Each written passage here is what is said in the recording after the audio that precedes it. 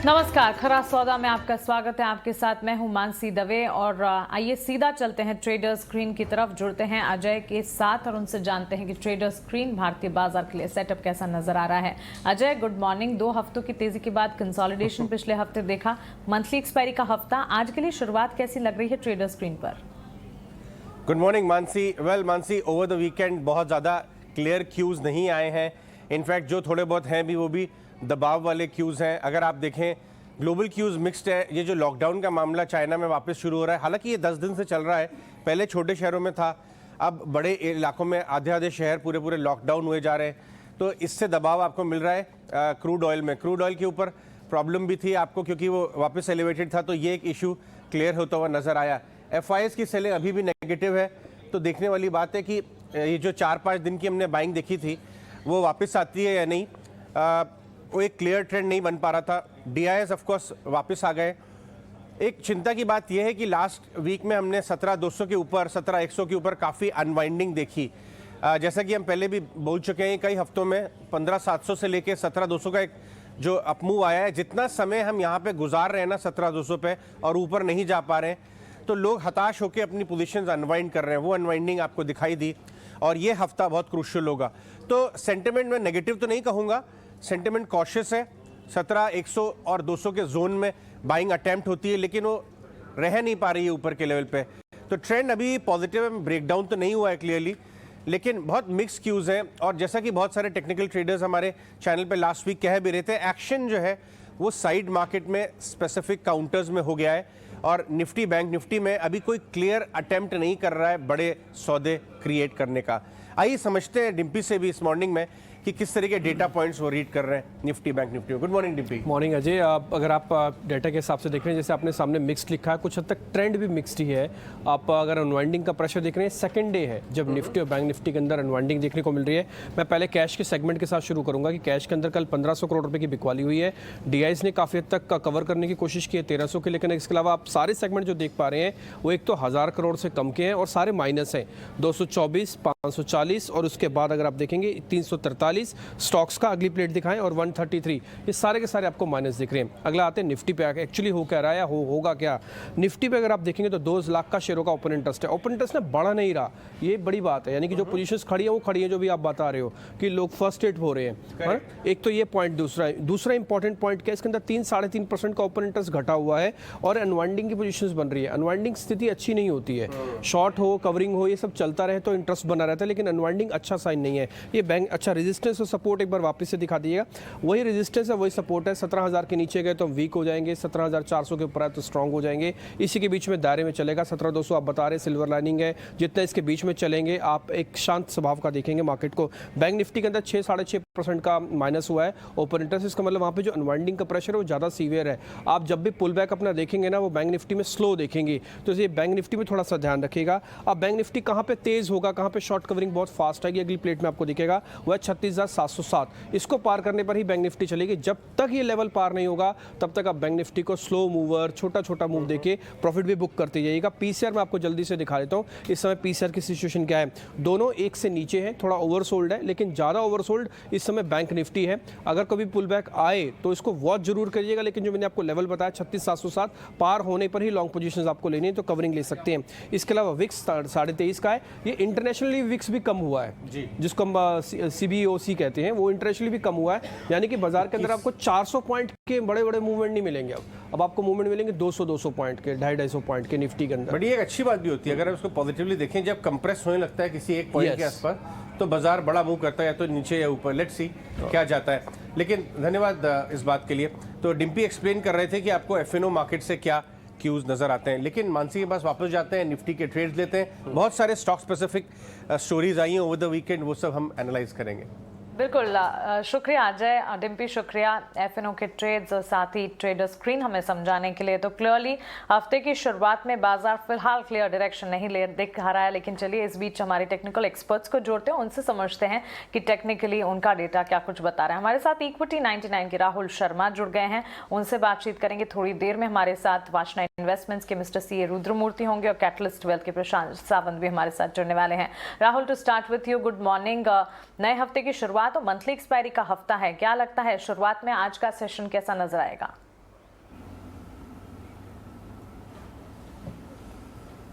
Very good morning Mansi. देखिए, जिस तरीके से अजय और डिम्पी अभी समझा रहे थे, बिल्कुल उसी तरीके से रुझान बने हुए हैं। बहुत ही मिक्स्ड हमें दोनों तरफ से क्यूज मिल रहे हैं। ग्लोबल बाजार में भी ज़्यादा कुछ हरकत नहीं हुई है, प्लस जो चिंताएं थी वो अभी भी बनी हुई हैं। मेरे मायने में मतलब मुझे भी लगता है कि अभी जो इंडेक्स है वो एक क्रूशल रेंज के बीच में फंसे हुए हैं। जब तक ये रेंज क्रॉस नहीं हो जाती तब तक हम कोई भी इंडेक्स में किसी भी आइदर साइड कोई भी बाइंग या सेलिंग पोजीशंस नहीं बनाना चाहेंगे। Rather we would like to avoid like buying और selling positions in index and rather go for like stock specific moves.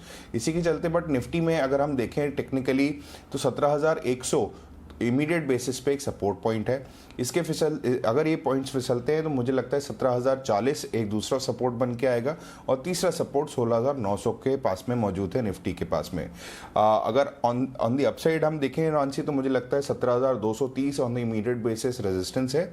उसके पार जाती है 17,300 और फिर 17,450, यानी कि मल्टीपल रेजिस्टेंस ये आपके बने हुए हैं मार्केट के अंदर। On the upside Mansi Nifty में हमने देखा है कि 17,300 एक बहुत ही क्रूशल रेजिस्टेंस बना हुआ है। अगर कोई भी इंडेक्स में अगर बाइंग हमें पोजीशन बनानी हुई तो वो 17,300 के ऊपर जाने के बाद में ही हम उसको इनिशिएट करेंगे। बैंक निफ्टी में देखें, वहाँ पे भी दबाव काफ़ी ज़्यादा फैला हुआ है। ऑन दी डाउन साइड मुझे लगता है 35,270 सबसे पहला सपोर्ट पॉइंट है। उसके नीचे 35,000 will be the final support for the bank Nifty. अगर वहाँ से गिरावट बढ़ती है तो मेरा मानना है कि वहाँ से आपको काफ़ी डीप आपको जाते हुए दिखेगा bank Nifty. On the upside मैंने देखा है 35,680 या 700 के लेवल्स अगर हम देखें तो वो एक रेजिस्टेंस की तरह काम कर रहे हैं। अनलेस हम उनको क्रॉस नहीं करते तब तक आपको सेलिंग प्रेशर आता हुआ दिखेगा। उसके आगे 35,800 विल बी द लेवल्स जो कि बड़े रेजिस्टेंस की तरह काम करेंगे। तो मेरे नज़र में मैं दोनों इंडेक्स में आज अपनी पोजीशन को होल्ड या अवॉइड के कैटेगरी में रखूंगा। बाइंग पोजीशंस तभी हम बनाएंगे जब हमें ऑन द अपसाइड अच्छे ब्रेकआउट देखने को मिलेंगे या फिर ऑन द डाउनसाइड हमें बेहतर डाउन ट्रेंड्स देखने को मिलेंगे। तो अभी के लिए इंडेक्स स्पेसिफिक ना जाते हुए स्टॉक स्पेसिफिक मेरा मूव रहेगा। ऑलराइट, बिल्कुल। Good morning Rahul. तो अभी इंडेक्स मूव जो रहेगा, सपोर्ट और रेजिस्टेंस दोनों शेयर के राहुल ने हमारे साथ, और जब तक इन लेवल्स के ऊपर ब्रेकआउट नहीं आता तब तक बाइंग नहीं देखी जा सकती, या फिर लेवल्स के नीचे नहीं मार्केट इंडेक्स दिखता तब तक हम यहाँ पर कोई सेलिंग की पोजीशन भी नहीं ले सकते। रुद्रा, आपका क्या व्यू रहेगा? Good morning. Good morning Priyanka, good morning to सभी दर्शकों के लिए। निफ्टी का मेरा range bound move last week से मैं क्या वो 17,000 का सपोर्ट है और 17,000 का 500 रेजिस्टेंस है। ये 500 पॉइंट्स का within move we have seen last week का। अभी ये रेंज क्या है वो थोड़ा नैरो हो रही है और मेरे का अभी सपोर्ट है 17,100 और रेजिस्टेंस है 17,300। करंटली इसका बीच में एग्जैक्टली ट्रेडिंग कर रहे हैं, वो 17,200 पर है। सो निफ्टी का मेरा व्यू है, if 17,100 holds every dip to 17,100 I will like to buy. This market is definitely showing resilience against all bad news. So this is telling me for short term, it is a buy on every dip market because there is a inherent strength. मेरे को Nifty का buying किया तो 17,100 stop loss रख के पहला target 17,300 और दूसरा टारगेट 17,500 होता है। और बैंक निफ्टी फ्यूचर्स को देखा है तो वो सपोर्ट है अभी 35,200 पर और रेजिस्टेंस है 35,900। सो मेरा का रिसर्च भी वही है, like Rahul I will be stock specific. Nifty bank Nifty will be a buy on dip and index level पर मार्केट रेंज बाउंड है, बट स्टॉक स्पेसिफिक बहुत अपॉर्चुनिटी है। ओके, तो क्लियरली ये डायरेक्शंस मिलते हुए फिलहाल इंडेक्स पर रुद्रमूर्ति जी की तरफ से हमें मिल रहे हैं। इस बीच हमारे साथ कैटलिस्ट वेल्थ से प्रशांत सावंत भी जुड़ गए हैं। गुड मॉर्निंग प्रशांत, आप बताएं आज की शुरुआत आप कैसी देख रहे हैं? जिस तरह से सेंटिमेंट्स ग्लोबल मार्केट से नजर आ रहे हैं, शुक्रवार का सेशन जैसा भारतीय बाजार के लिए दिखा, मंथली एक्सपायरी के हफ्ते की शुरुआत आज कैसे होती हुई दिखेगी? गुड मॉर्निंग मानसी और सभी दर्शकों को नमस्कार। एक छोटा सा इंपॉर्टेंट फैक्टर शेयर करना चाहूंगा। जिस महीने में 5 एक्सपायरी हो और अगर लास्ट एक्सपायरी और महीने का लास्ट डे सेम हो, वो एक्सपायरी जनरली बहुत अच्छी होती है। तो अगर आप इस बार देखो तो 31 March is the last day of March और 31 March is the 5th expiry of March. तो ये एक्सपायरी जनरली बड़ी होती है, ये एक मेरा ऑब्जर्वेशन है। और ये काफी सालों के रिसर्च के बाद ये ऑब्जर्वेशन मैंने एक जनरल रूल करके बनाया हुआ है। तो मुझे लग रहा है इस हफ्ते में एक बहुत अच्छी मूव आ सकती है, बट क्या लेवल्स हमें ट्रैक करने होंगे। तो सबसे पहले मेरी ये राय होगी कि निफ्टी और बैंक निफ्टी दोनों ही रेंज बाउंड है। हर रैली जो आएगी उसको मैं सेलिंग के लिए ही यूज करूंगा।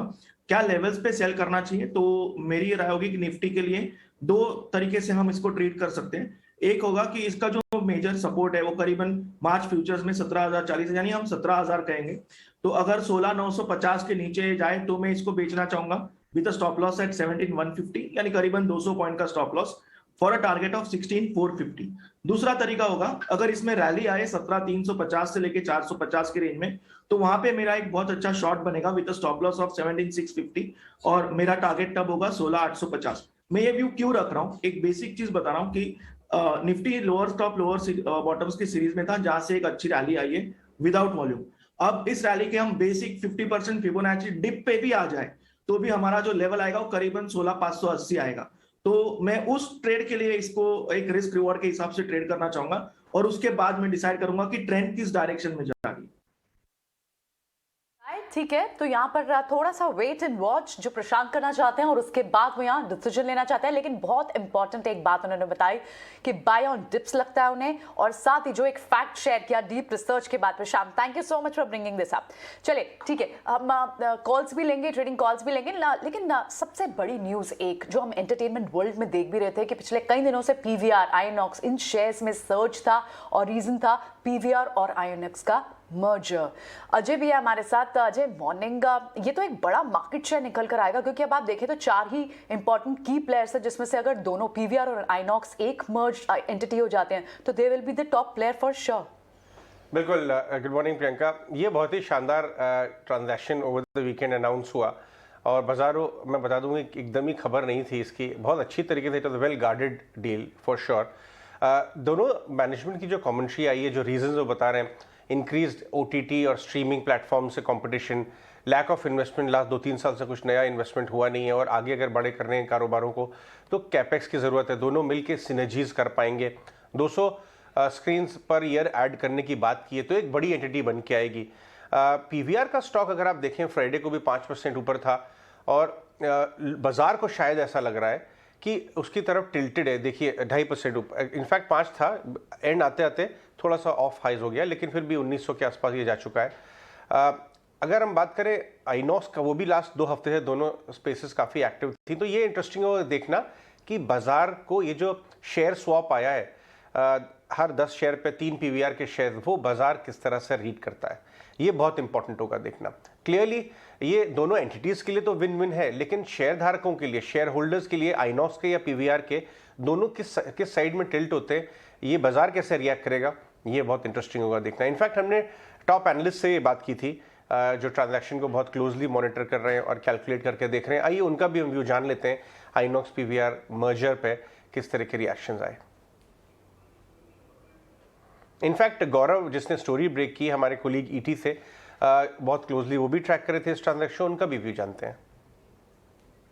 तो सबसे पहले तो देखिए, पेंडेमिक में मल्टीप्लेक्स इंडस्ट्री जो है वो वर्स्ट हिट था, सबसे ज्यादा नुकसान इस इंडस्ट्री को हुआ है मीडिया एंड एंटरटेनमेंट स्पेस में, बिकॉज काफी समय तक सारे मल्टीप्लेक्सेस बंद थे। सबसे पहले मल्टीप्लेक्सेस बंद किए गए और काफी समय के बाद जब बाकी संस्थान चालू कर दिए गए थे, जैसे कि रेस्टोरेंट्स, जिम्स, उसके बाद भी कई स्टेट्स ने मल्टीप्लेक्सेस को अलाउ नहीं किया था। तो सबसे ज्यादा हानि, सबसे ज्यादा नुकसान मल्टीप्लेक्स इंडस्ट्री को हुआ था।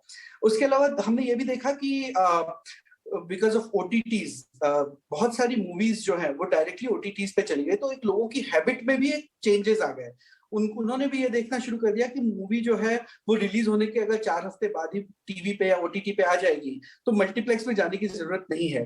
तो इस तरह का जो बदलाव आया उनसे उसने मल्टीप्लेक्स इंडस्ट्री को थोड़ा सा झकझोर दिया और मेरा ख्याल है इसीलिए एक विलय की, कंसोलिडेशन की बातें आपस में चलने लगी। कंसोलिडेशन कुछ नया नहीं है इस इंडस्ट्री के लिए, पिछले 10 साल से चलता आ रहा है, लेकिन क्योंकि एक पैंडेमिक में इतना कम रेवेन्यू रह गया था, इसलिए इस तरह का इतने 2 बड़े बड़े प्लेयर्स का जो मर्जर है वो पॉसिबल हो सका है।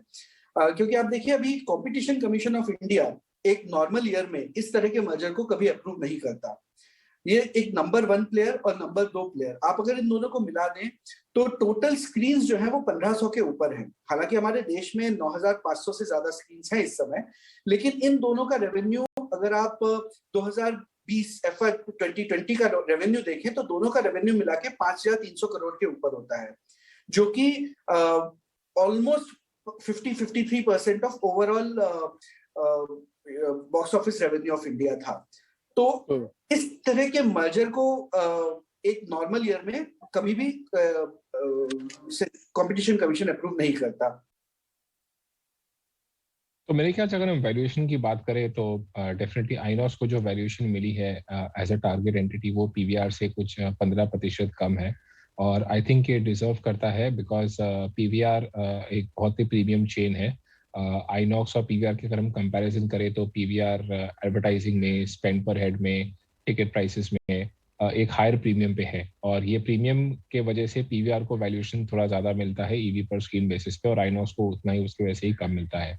तो अगर हम वैल्यूएशंस की बात करें तो मेरे ख्याल से फेयर वैल्यूएशंस है, और आई थिंक आगे चल के इंक्रीमेंटल एडवांटेज जिस हिसाब से बात करें कंबाइंड एंटिटी की अगर हम बोले तो ज़्यादा एडवांटेज मेरे हिसाब से आइनॉक्स को होगा, बिकॉज आइनॉक्स जो पीवीआर का जो प्रीमियमाइजेशन का जो रूट है वो आइनॉक्स उसको फॉलो करेगी, और इसके वजह से जो आइनॉक्स की एड रेवेन्यूज है, फूड स्पेंडिंग मैट्रिक्स है, या दूसरी जो चीज़ें हैं matrix in terms of ticket prices है, ये सारी बढ़ती हुई दिखती है। तो मेरे हिसाब से it is a bigger advantage for INOX because they have to catch up with PVR. As far as PVR की बात करें तो वहाँ पे ऑलरेडी सब कुछ प्रीमियम पे है।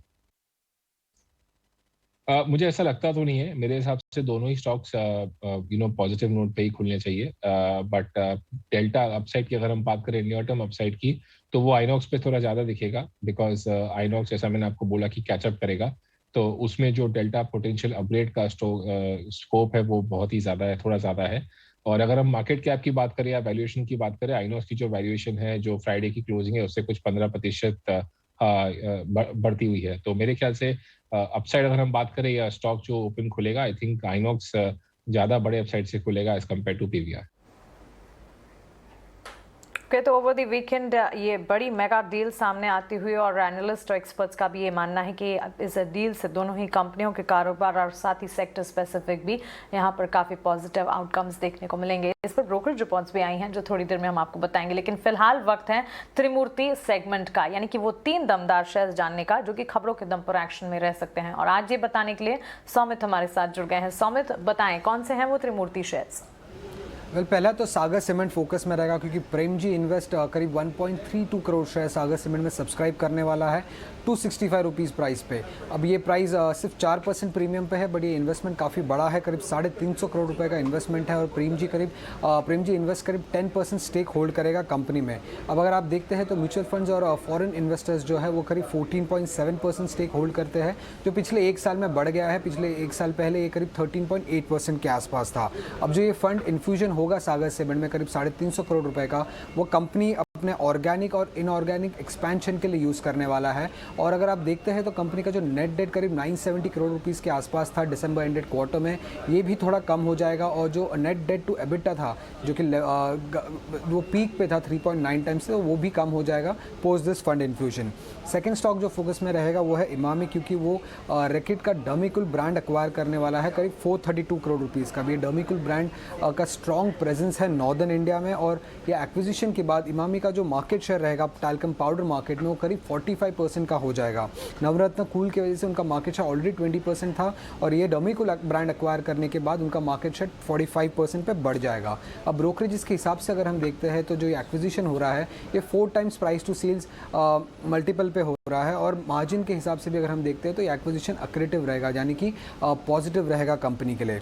आखिर में जो स्टॉक है वो है आईजीएल। अब ये कंपनी ने सीएनजी का प्राइस हाइक लिया है, अराउंड 1 रुपया पर केजी से प्राइस हाइक बढ़ाया है। अभी क्वांटम अगर हम देखते हैं प्राइस हाइक का तो वो कम है, बट ये दूसरा प्राइस हाइक कंपनी ने लिया है पिछले 1 हफ्ते में। और इसी के साथ अगर हम देखते हैं तो रिटेल फ्यूल जो है, जो कि कॉम्पिटिटिव फ्यूल्स है सीएनजी के लिए, पेट्रोल और डीजल, इसके भी प्राइसेस बढ़े जा रहे हैं। पिछले 1 हफ्ते में करीब 4 रुपये से बढ़ गए, और ये 2 फैक्टर्स रीइंफोर्स कर रहा है जो सिटी गैस डिस्ट्रीब्यूशन का स्ट्रॉन्ग प्राइसिंग पावर होता है, इस बात को ये दोनों ही फैक्टर रीइंफोर्स कर रहे हैं। उसी के साथ अगर हम देखते हैं तो स्टॉक भी करीब लो वैल्यूएशंस पे चल रहा है, तो ये भी काफ़ी एक पॉजिटिव न्यूज़ है आईजीएल के लिए।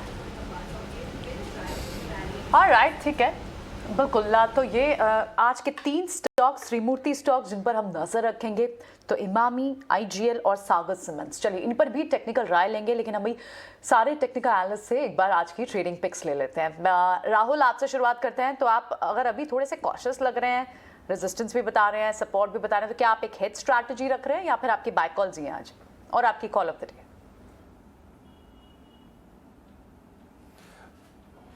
जी बिल्कुल प्रियंका, देखिए मैं बाय साइड में ही रहूंगा मार्केट में, क्योंकि देखिए स्टॉक स्पेसिफिक मूव बहुत ही क्लियरली प्रियंका अवेलेबल है, और जिस तरीके से कुछ कुछ सेक्टर्स में हमने देखा है कि स्टॉक स्पेसिफिक बहुत अच्छे मूव्स आ रहे हैं, मैंने उसी स्ट्रैटेजीज पे आज भी अपना स्टॉक सिलेक्शन किया है। देखिए सबसे पहले मैं बात करना चाहूँगा अपने पहले सिलेक्शन की, जिसका नाम है रुचिरा पेपर्स। प्रियंका देखिए बहुत दिनों से हम देख रहे हैं कि पेपर स्टॉक्स में फोकस बना हुआ है मार्केट का, और मार्केट के रेडार में चल रहा है ये पर्टिकुलरली स्टॉक। इसने अगर आप साल भर में देखेंगे रुचिरा पेपर को, करीबन 83 या 84% के रिटर्न्स दे चुका है साल भर के अंदर, और कंपनी अब आने वाले क्वार्टर में भी बहुत अच्छा प्रदर्शन दिखाने वाली है, ऐसी एक्सपेक्टेशंस हैं। प्रमोटर इस अपने ही कंपनी के अंदर अपना स्टेक इंक्रीज कर रहा है, हमने पिछले क्वार्टर में भी देखा, तो ये एक कॉन्फिडेंस शो करता है प्रमोटर का अपनी कंपनी के अंदर।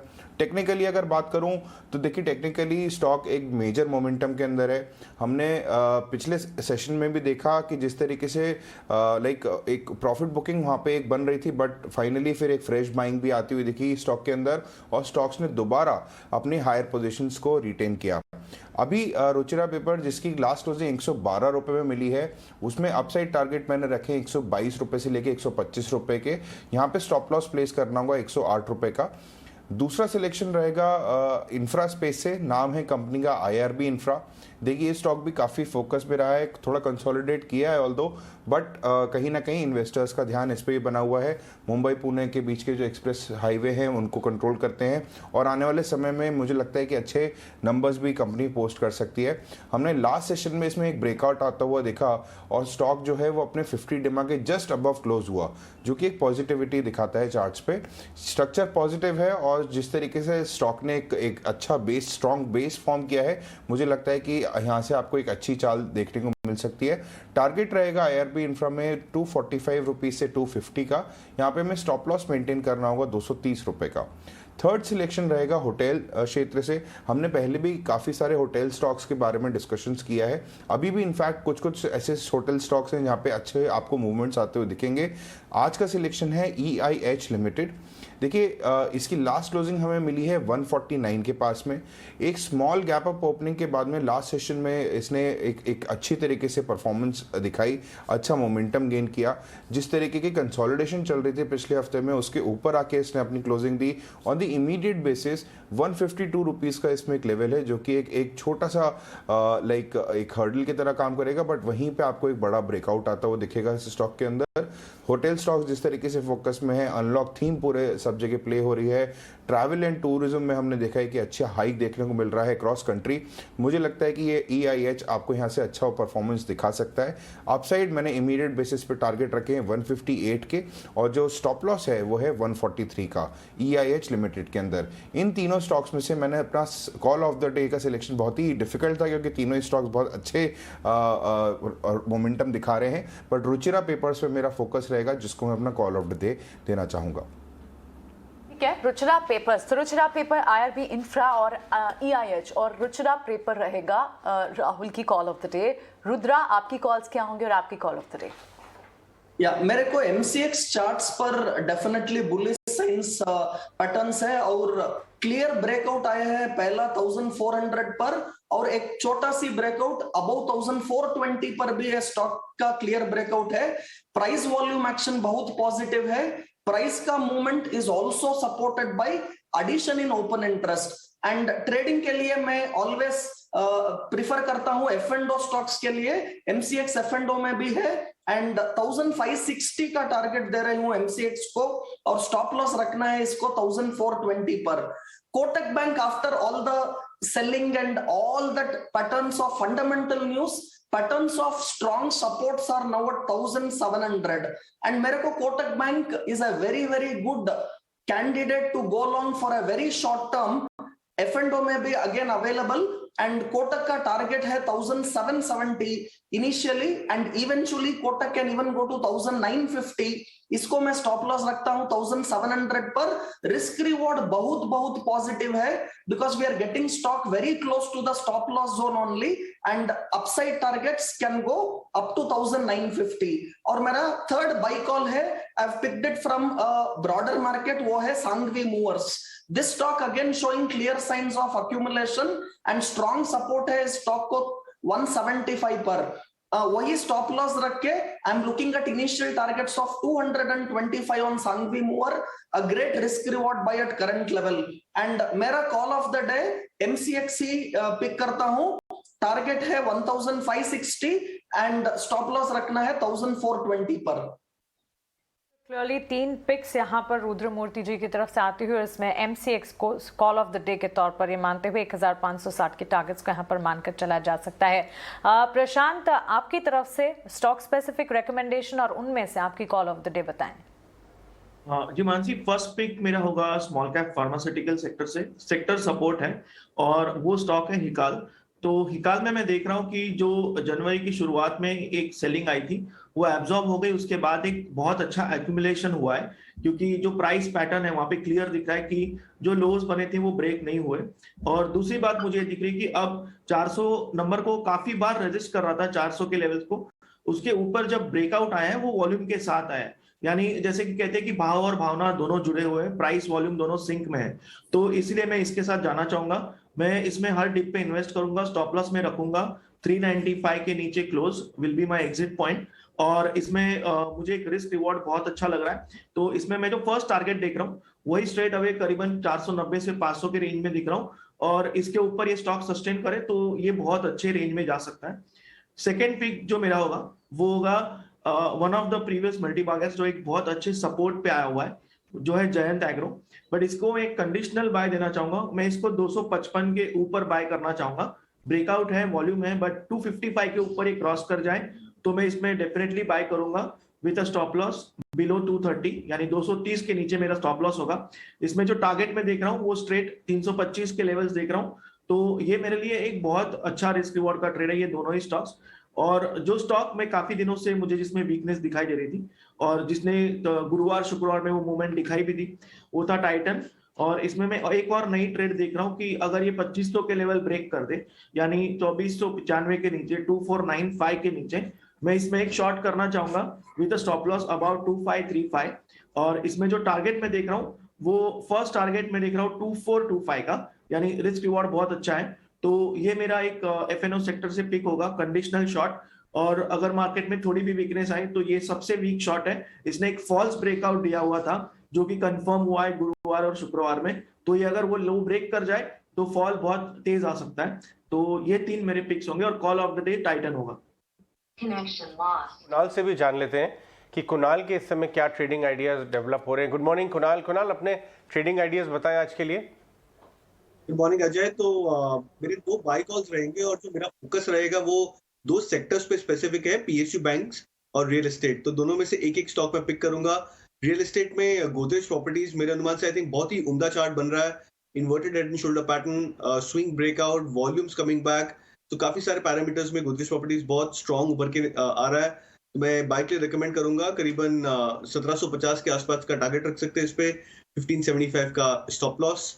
और जो पीएसयू बैंकिंग स्टॉक्स में है वो है बैंक ऑफ बड़ौदा. नाउ हम बात कर रहे हैं जब banking stocks, bank Nifty, private sector banks, काफी सारे प्राइवेट सेक्टर बैंक्स अपने 200 डे मूविंग एवरेज के नीचे है.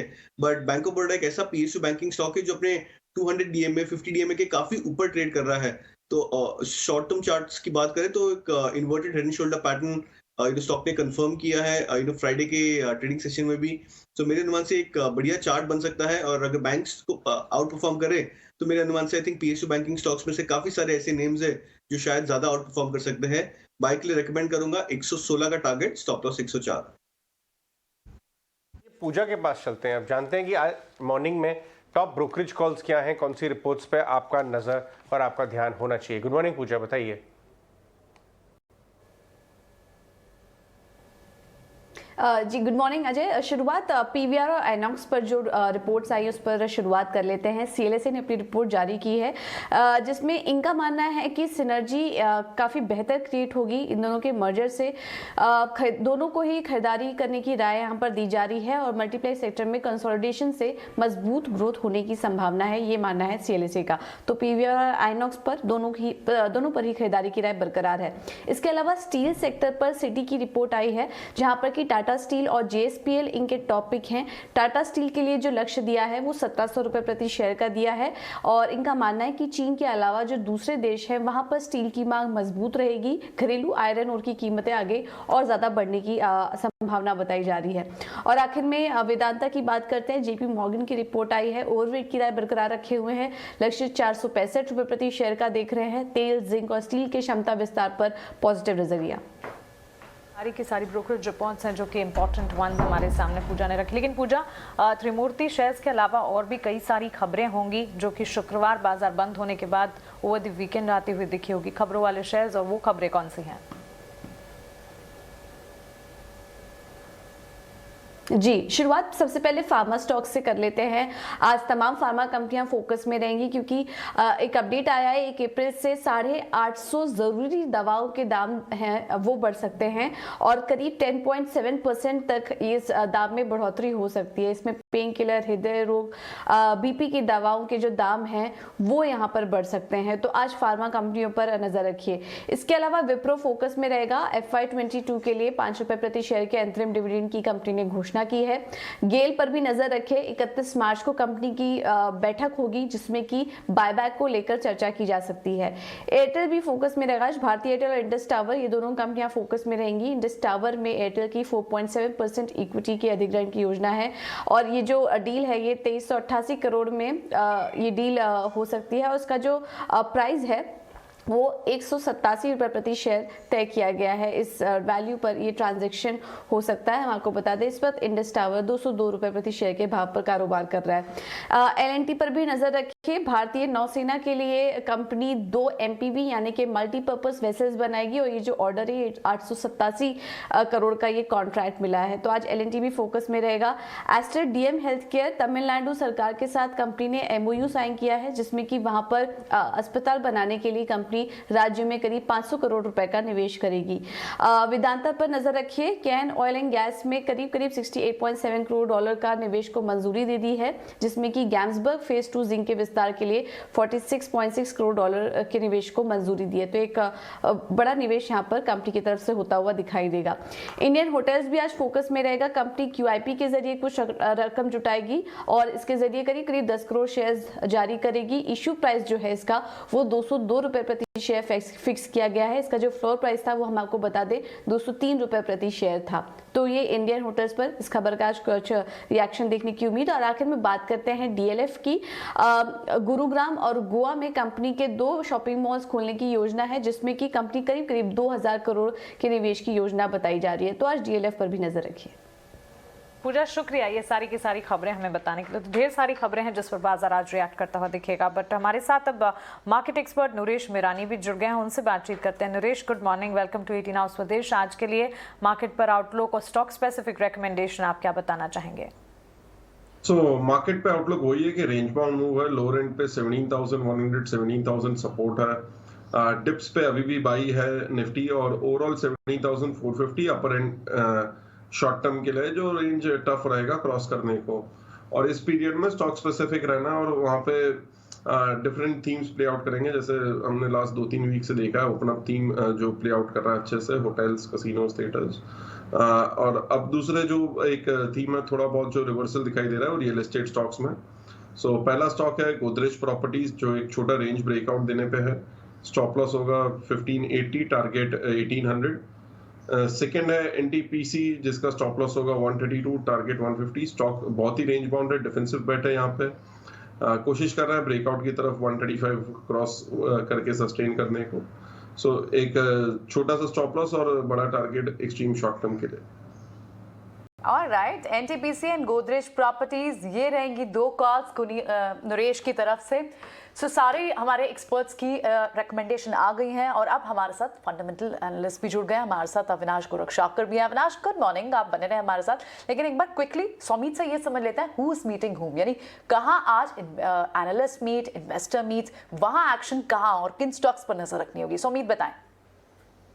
पहले तो एक्सिस कैपिटल का एक केमिकल कॉन्फ्रेंस है, उसमें दो बड़ी कंपनियां अटेंड करने वाली है और अपनी आउटलुक बताने वाली है। पहला वो है रोजारी बायोटेक और नियोजन केमिकल। उसके अलावा सीजी पावर और अल्ट्राटेक, ये दोनों कंपनीज ग्रुप ऑफ इन्वेस्टर्स के साथ आज मीटिंग करने वाली है। तो ये भी दो कंपनीज पे ध्यान रखना होगा कि क्या आउटकम आता है इस ग्रुप इन्वेस्टर मीट के साथ। उसी के साथ कुछ कंपनीज इसके स्पेसिफिक इंस्टीट्यूशन इन्वेस्टर्स के साथ जिनकी मीटिंग है। पहले तो नायका जो एडमंड रॉथस्चाइल्ड के साथ मीटिंग करने वाली है। दूसरा है ग्लोबल स्पिरिट्स, जहाँ पे वो जीआईसी के साथ उनका मीटिंग है। शॉपर स्टॉप का मीटिंग प्रेमजी इन्वेस्ट के साथ है। प्रेमजी इन्वेस्ट ने हाल ही में सागर सीमेंट्स में इन्वेस्ट किया था, तो शॉपर स्टॉक भी फोकस में रहेगा। और आईएफएल फाइनेंस का मीटिंग है मिराय एसेट मैनेजमेंट कंपनी के साथ। तो ये चारों स्टॉक्स की स्पेसिफिक फंड्स के साथ मीटिंग है, तो ये 4 स्टॉक्स भी फोकस में रहेंगे आज। Thanks very much for that Saumit. आइए अविनाश को भी जोड़ते हैं। Good morning Avinash. अविनाश, सबसे पहले मैं आपसे मार्केट पे ये जानना चाहूँगा कि एक तरफ तो क्रूड ऑयल प्राइस नीचे आ रहा है, दूसरी तरफ जिस रीज़न से वो नीचे आ रहा है उसमें बड़ा रीज़न चाइना में फ्रेश लॉकडाउन है। बाजार आपको क्या लगता है कैसे रीड करेगा ये, क्योंकि एसजीएक्स निफ्टी तो माइल्ड 30-40 पॉइंट गेन में दिखा रहा है अभी। In fact Ajay, good morning. मुझे लग रहा है कि देखिए मार्केट एज ऑफ नाउ तो मुझे लग रहा है कि एक बाय ऑन डिक्लाइन वाला मार्केट है, क्योंकि हमारे यहाँ पे लकीली कोविड के केसेस काफी कम हो चुके हैं। सबसे बड़ी बात मुझे लग रहा है कि आई थिंक मार्केट्स में एक बात क्लियर है कि सिलेक्टिवली स्टॉक स्पेसिफिक एक्शन काफी देखने को मिला है। और जो अनलॉकिंग थीम्स है जैसे कि एंटरटेनमेंट है, टूरिज्म है, उसके बाद होटल्स है, मुझे लग रहा है यहाँ पे डेफिनेटली फोकस ज्यादा रहेगा। रही बात चाइना की कोविड लॉकडाउन को लेके, तो डेफिनेटली ये कंसर्निंग मैटर है, क्योंकि अगर ये ज्यादा बढ़ता है और ग्लोबली कोविड वापस फैलता है, चौथी वेव आती है, तो इसमें कोई डाउट नहीं कि इंडिया को भी डेफिनेटली थोड़ा बहुत इम्पैक्ट आएगा। बट मेरे ख्याल से अभी ये कहना मुश्किल है, बट डेफिनेटली आने वाले जो 4th क्वार्टर के नंबर्स होंगे वहां पे सबकी नजरें रहेंगी, क्योंकि रॉ मटेरियल कॉस्ट प्रेशर्स काफी बढ़ चुके हैं। मैनेजमेंट की जो कमेंट्रीज आएगी वो काफी इंपॉर्टेंट रहेगी। तो मेरे ख्याल से I think today market will be in a range bound activity with lot of stock specific action, और मेरे ख्याल से जो अनलॉकिंग थीम्स है वहां पे फोकस होना चाहिए। तो अनलॉक थीम में सबसे बड़ा तो एक ये वो द वीकेंड न्यूज़ निकल के आई पीवीआर आइनॉक्स वाली, आपने कैसे एनालाइज किया? आप क्या लगता है आपको इस भाव पे 1950 के आसपास आ गया है पीवीआर? ये ज़्यादा क्लोजली ट्रैक होता है और पोर्टफोलियोज में भी है वर्सेस आइनॉक्स। आप दोनों में आपको कोई पसंद है? अजय, मुझे लग रहा है कि देखिए अभी जो डील अनाउंस हुई है उसमें Inox is better positioned. In fact Inox में रिस्क रिवॉर्ड हमको लग रहा है काफी अच्छा है कंपेयर टू पीवीआर। और कंबाइंड एंटिटी की सबसे बड़ी पॉजिटिव बात है कि 1500 स्क्रीन अगर साथ में आते हैं तो इनका प्राइसिंग पावर प्रोड्यूसर्स के साथ काफी सिग्निफिकेंटली बढ़ेगा। कम से कम एटलीस्ट अगले 2 साल में हमको लग रहा है कि ये जो अमेलगमेशन होने वाला है मर्जर, इसका बेनिफिट आपको अर्निंग्स के नंबर्स पे देखने को मिलेगा।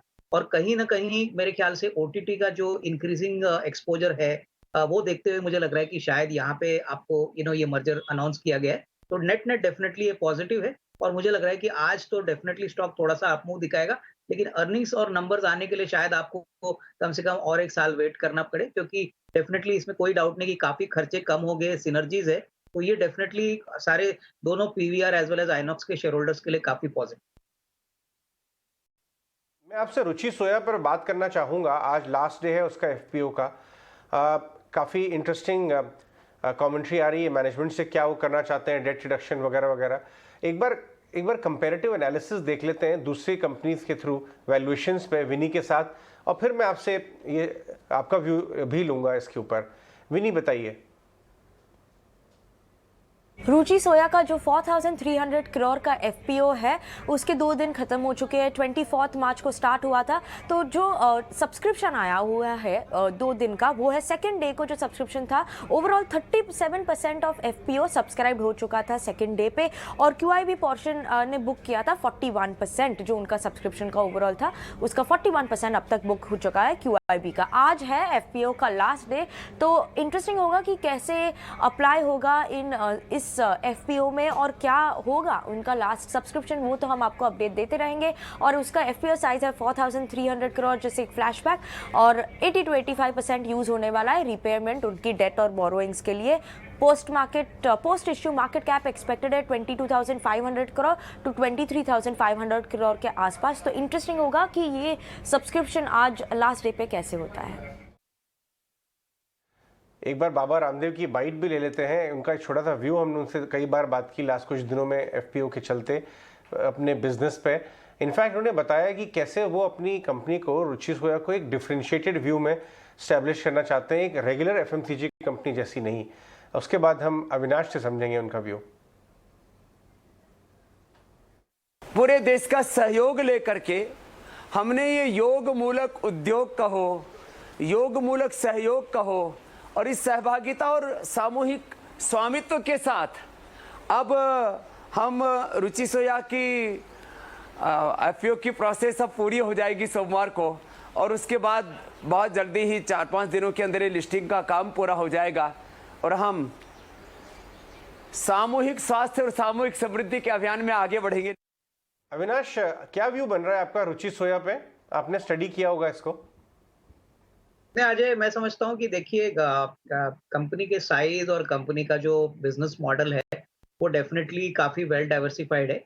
इन्होंने एक पतंजलि का जो बिस्किट पोर्टफोलियो है वो भी रुचि सोया में मर्ज किया है, तो इसमें कोई डाउट नहीं कि आने वाले दिनों में जो टॉप लाइन ग्रोथ रहेगी, मार्जिन रहेगी, वहां पे इंप्रूवमेंट की काफी अच्छी अपेक्षा रहेगी। लेकिन मैं समझता हूँ कि देखिए ऑलरेडी बाबा रामदेव जी के पास 98% इक्विटी थी। अभी डाइवेस्टमेंट करने के बाद करीबन 80%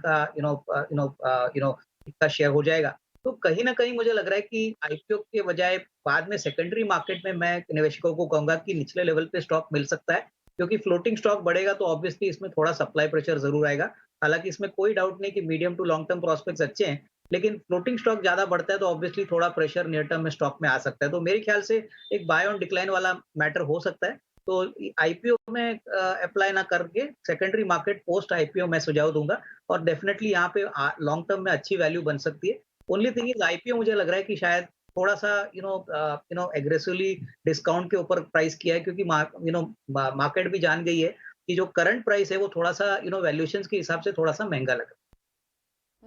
ऑलराइट, ठीक है। तो ये रुचि सोया FPO आज आखिरी दिन होगा। पहले 2 दिन में लगभग 37% तक सब्सक्रिप्शन देखने को मिल चुकी है। तो आज लास्ट रहेगा, ये अविनाश का व्यू रहेगा इसकी वैल्यूएशन को लेके।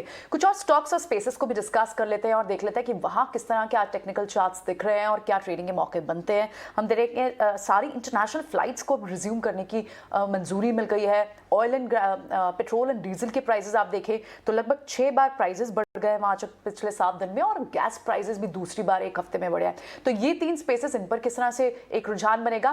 प्रशांत, एयरलाइन स्टॉक्स पर आपसे भी जानना चाहेंगे। जाहिर तौर पर थोड़ी बहुत मोमेंटम तो हम पहले भी देख रहे थे। आप इंडिगो का शेयर देखें लास्ट 2 दिन में, उसमें भी सर्च था, लेकिन अभी फिलहाल किस तरह का चार्ट सेटअप दिख रहा है और कौन सा ट्रेडिंग के लिए लिहाज से बेटर स्टॉक दिख रहा है? इंडिगो काफी अच्छा लग रहा है और इसने एक हायर बॉटम बनाया है, तो डेफिनेटली हायर टॉप की तरफ जा रहा है। जहां तक मुझे डेली चार्ट पे दिखाई दे रहा है, यानी एक क्लियर रेजिस्टेंस जो मुझे दिखाई दे रहा है वो करीबन 2080 से लेके 2000 की रेंज में दिख रहा है, जो एक स्ट्रॉन्ग रेजिस्टेंस है। बट मेरे हिसाब से इसमें मेरी बाय ऑन डिप्स की ही सलाह होगी, और जब तक ये 1900 क्लोजिंग बेसिस होल्ड कर रहा है मुझे इसमें कोई दिक्कत दिखाई नहीं दे रही, तो इसमें मैं कॉन्फिडेंटली लॉन्ग की सलाह दे सकता हूँ। ऑलराइट, तो यहाँ से व्यू रहेगा इंडिगो पर। ऊपर के लेवल्स अब भी दिखता है प्रशांत को। गेल का बायबैक अनाउंस होना है और 31 मार्च को इनफैक्ट इस पर अप्रूवल होना है। गेल कैसा दिख रहा है चार्ट्स पर आपको, रुद्र?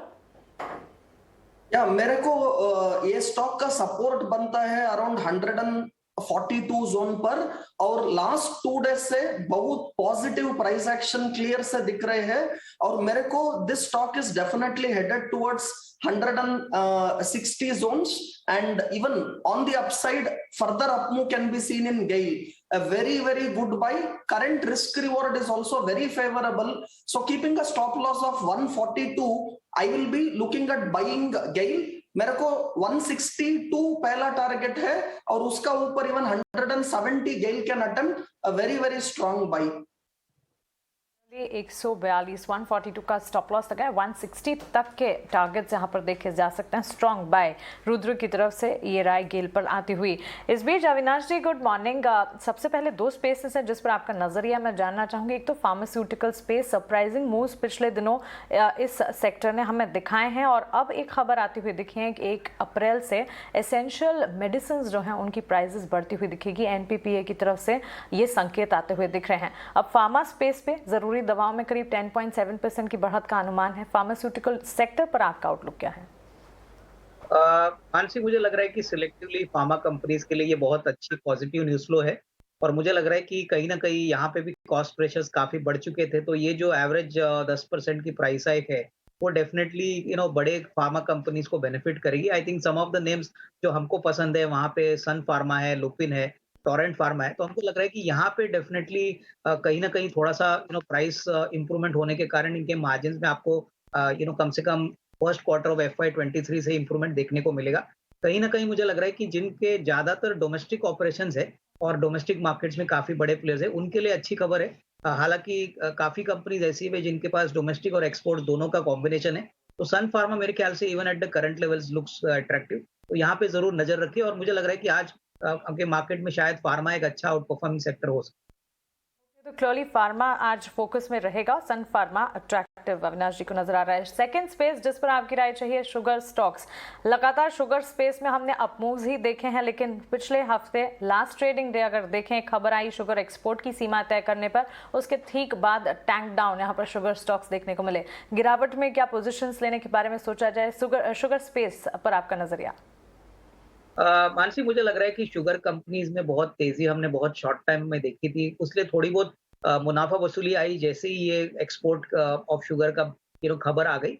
पर मेरे ख्याल से अगर हम शुगर कंपनीज को FY23 के पॉइंट ऑफ व्यू से देखें तो सारी कंपनीज काफी बड़ी मात्रा में एथेनॉल की कैपेसिटी बढ़ा रहे हैं और एथेनॉल शायद शुगर से भी बहुत प्रॉफिटेबल इनके लिए होने वाला है। हालांकि इसमें कोई डाउट नहीं कि शुगर इनका मेन रेवेन्यू जनरेटर होगा, बट एथेनॉल का जो स्टोरी है वो बहुत लंबी स्टोरी है। हमारा अनुमान है कि कंपनी जैसे बलरामपुर चीनी, धामपुर शुगर, द्वारिकेश, ये सारी कंपनीज में अभी एक्सपांशन चल रहा है और जैसे ही ये एक्सपांशन खत्म होता है आपको एक अच्छा अपमूव देखने को मिलेगा। तो कोई भी गिरावट अगर आती है तो इसको खरीदना चाहिए। एथेनॉल स्टोरी हमको लग रहा है कि विल बी वेरी स्ट्रांग और उस कारण से इन कंपनीज को काफी फायदा होगा। ऑलराइट, ठीक है। कुछ और स्टॉक्स भी देख लेते हैं। मन्नापुरम फाइनेंस अब देख रहे हैं कि यहाँ पर भी कुछ कैपिटल इन्फ्यूजन की यहाँ पर खबर है, कैपिटल कुछ रेज करने वाले हैं। एक बार उनके चार्ट्स भी देख लेते हैं। टाइटन हमने देखा, हालांकि बुलियन मार्केट्स की चाल से अलग चल रहा है, टाइटन पे अच्छा खासा दबाव था, लेकिन आज रिकमेंडेशन टाइटन पर है प्रशांत से ही जान लेते हैं। प्रशांत, गोल्ड काउंटर्स, टाइटन आपने दिया एक काउंटर, लेकिन Manappuram finance, gold finance counters पर किस तरह का व्यू बनेगा? Manappuram finance in specific. मैं जब मन्नापुरम फाइनेंस देख रहा हूँ तो मुझे दिख रहा है एक बहुत टाइट स्क्वीज आई है। ये स्क्वीज का कॉन्सेप्ट ये होता है कि जैसे हम स्प्रिंग को दबा देते हैं तो एक उसके बाद बहुत बड़ी मूव आती है, बिल्कुल उस तरह की मूव मुझे लग रहा है कि इसमें आ सकती है। तो वो किस तरफ आएगी, उसके लिए जो डिसिसिव लेवल होगा वो डाउन साइड पे 110 होगा, यानी जिनके पास पोजीशन हो 110 अपना स्टॉप लॉस रख लीजिए। इसकी वजह है कि अगर 110 ब्रेक हो जाए तो ये बहुत तेज नीचे आ सकता है और जो अपसाइड ब्रेकआउट के लिए लेवल होगा वो करीबन 120 होगा। अभी हम बिल्कुल सेंटर पॉइंट में यानी 115 पे है, तो 120 के ऊपर ये स्ट्रॉन्ग अपमूव दे सकता है। वहां आपको स्टॉप लॉस रखना है 110 और अगर 110 ब्रेक कर दे तो आपको इसमें लॉन्ग्स में से एग्जिट करना होगा। बहुत क्लियर स्ट्रैटेजी है, दोनों तरफ 5-5 पॉइंट की ऊपर आपका ट्रेड डिफाइन होगा, तो उसी को आप फॉलो करके चलिए स्टॉक के लिए। ठीक है, सो ये व्यू रहेगा मन्नापुरम फाइनेंस पर। मदरसन सुमी की भी रीस्ट्रक्चरिंग है और आज वहां पर उनकी एक सब्सिडरी की लिस्टिंग भी होनी है और हमने देखा कि पिछले वीक में आपको वहां पर एक्शन देखने को मिला भी। अविनाश, अगर आप इस स्पेस में मदरसन सुमी को स्टडी कर रहे हो और वहां उनकी रीस्ट्रक्चरिंग पर आपका क्या व्यू रहेगा? देखिए, मुझे लग रहा है कि आज जो कंपनी लिस्ट होने वाली है वो उनकी वायर हार्नेस वाली कंपनी है। उन्होंने पहले अपने ऑपरेशंस को रिस्ट्रक्चर किया था कि डोमेस्टिक और ग्लोबल ऑपरेशंस में, तो मुझे लग रहा है कि स्टॉक को आज लिस्ट होने दीजिए, पर डेफिनेटली इसमें कोई डाउट नहीं कि मदरसन जो मैनेजमेंट है वो काफी वेल एस्टेब्लिश्ड है ऑटो कंपोनेंट्स में, स्पेशली वायर हार्नेसेस में इनका मार्केट शेयर और मार्केट लीडरशिप काफी सिग्निफिकेंट है।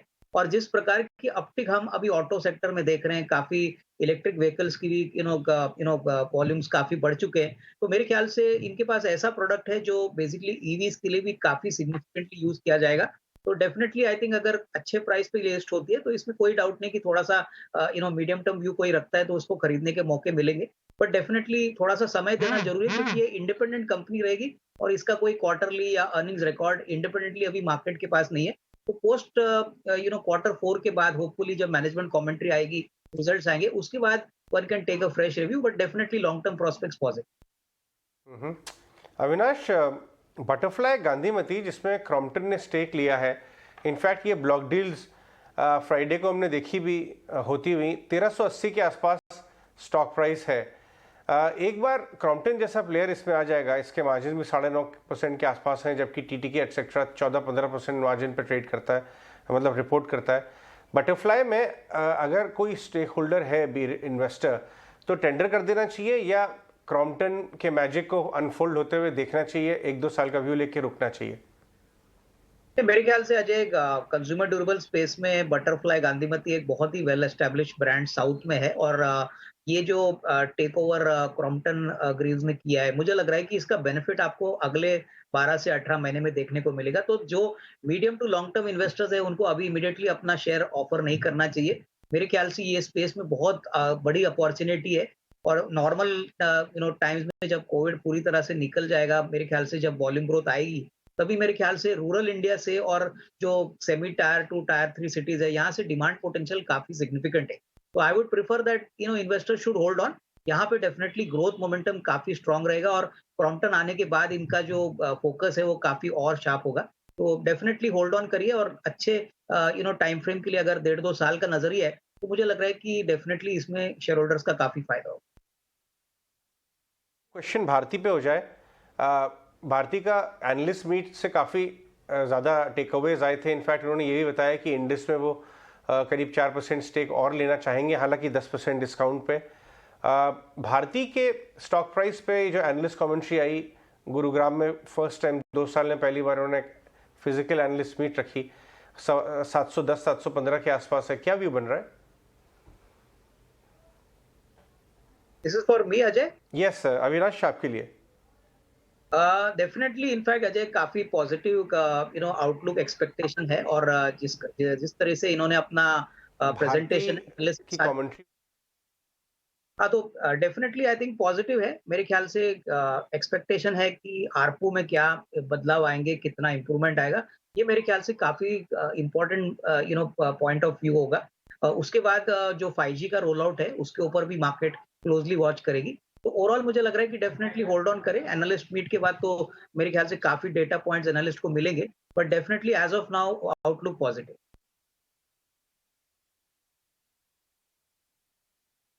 कुछ और स्टॉक्स जहां पर हम टेक्निकल रिकमेंडेशन लेना चाहेंगे। सीमेंट पैक को हम देख रहे थे कि किस तरह से आप भले ही मार्जिन प्रेशर हो, उनके ऑपरेटिंग मार्जिन आप देखें तो स्क्वीज होते चले जा रहे हैं हर क्वार्टर में with of course input cost, लेकिन अब भी ये स्पेस बहुत बुलिश दिख रहा है, इसमें मोमेंटम है और कई सारी स्टॉक पिक्स और स्टॉक रिकमेंडेशन भी आ रही है हमारे सामने। राहुल, सीमेंट पैक में आज आपको क्या लगता है, कहाँ आप अच्छे वॉल्यूम देख सकते हैं या फिर कहाँ ब्रेकआउट या फिर अच्छा मोमेंटम दिख सकता है? कोई यहाँ पर पिक होगी स्पेस से?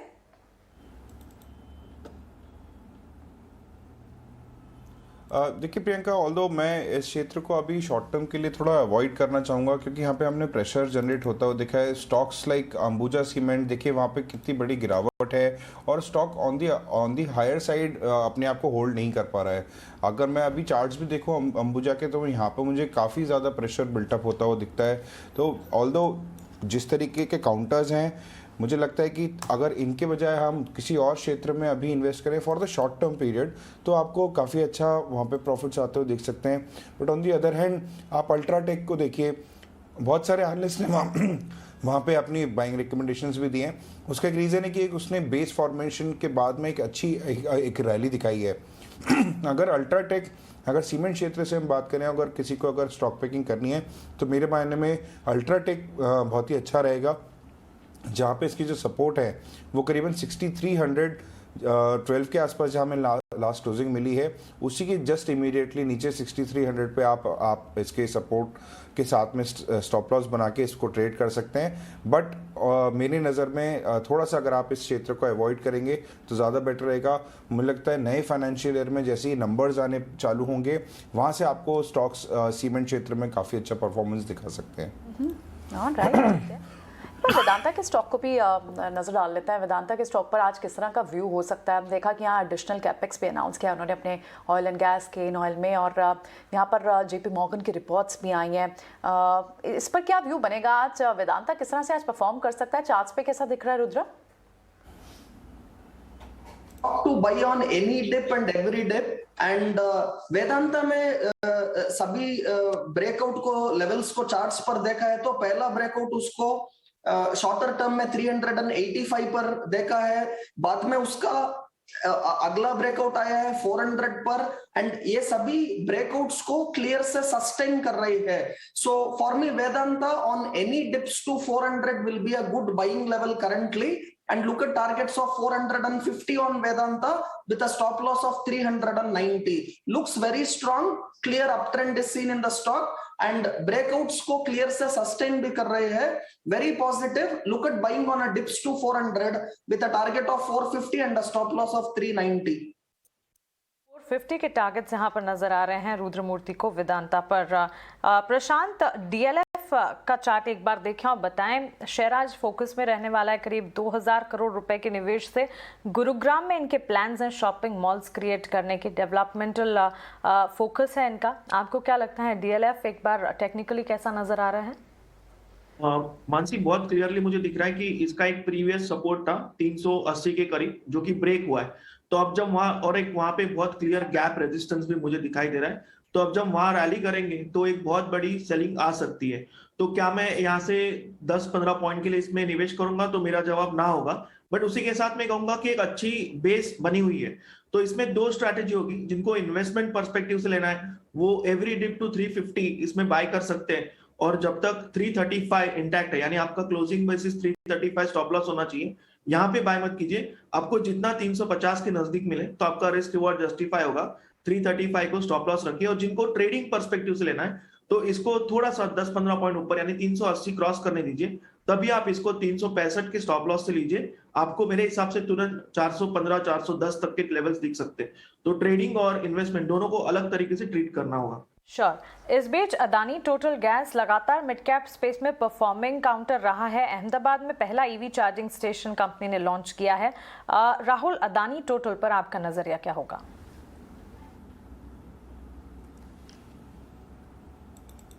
जी बिल्कुल मानसी, देखिए और बहुत ही स्टॉक जो है बहुत ही बढ़िया अप ट्रेंड में है।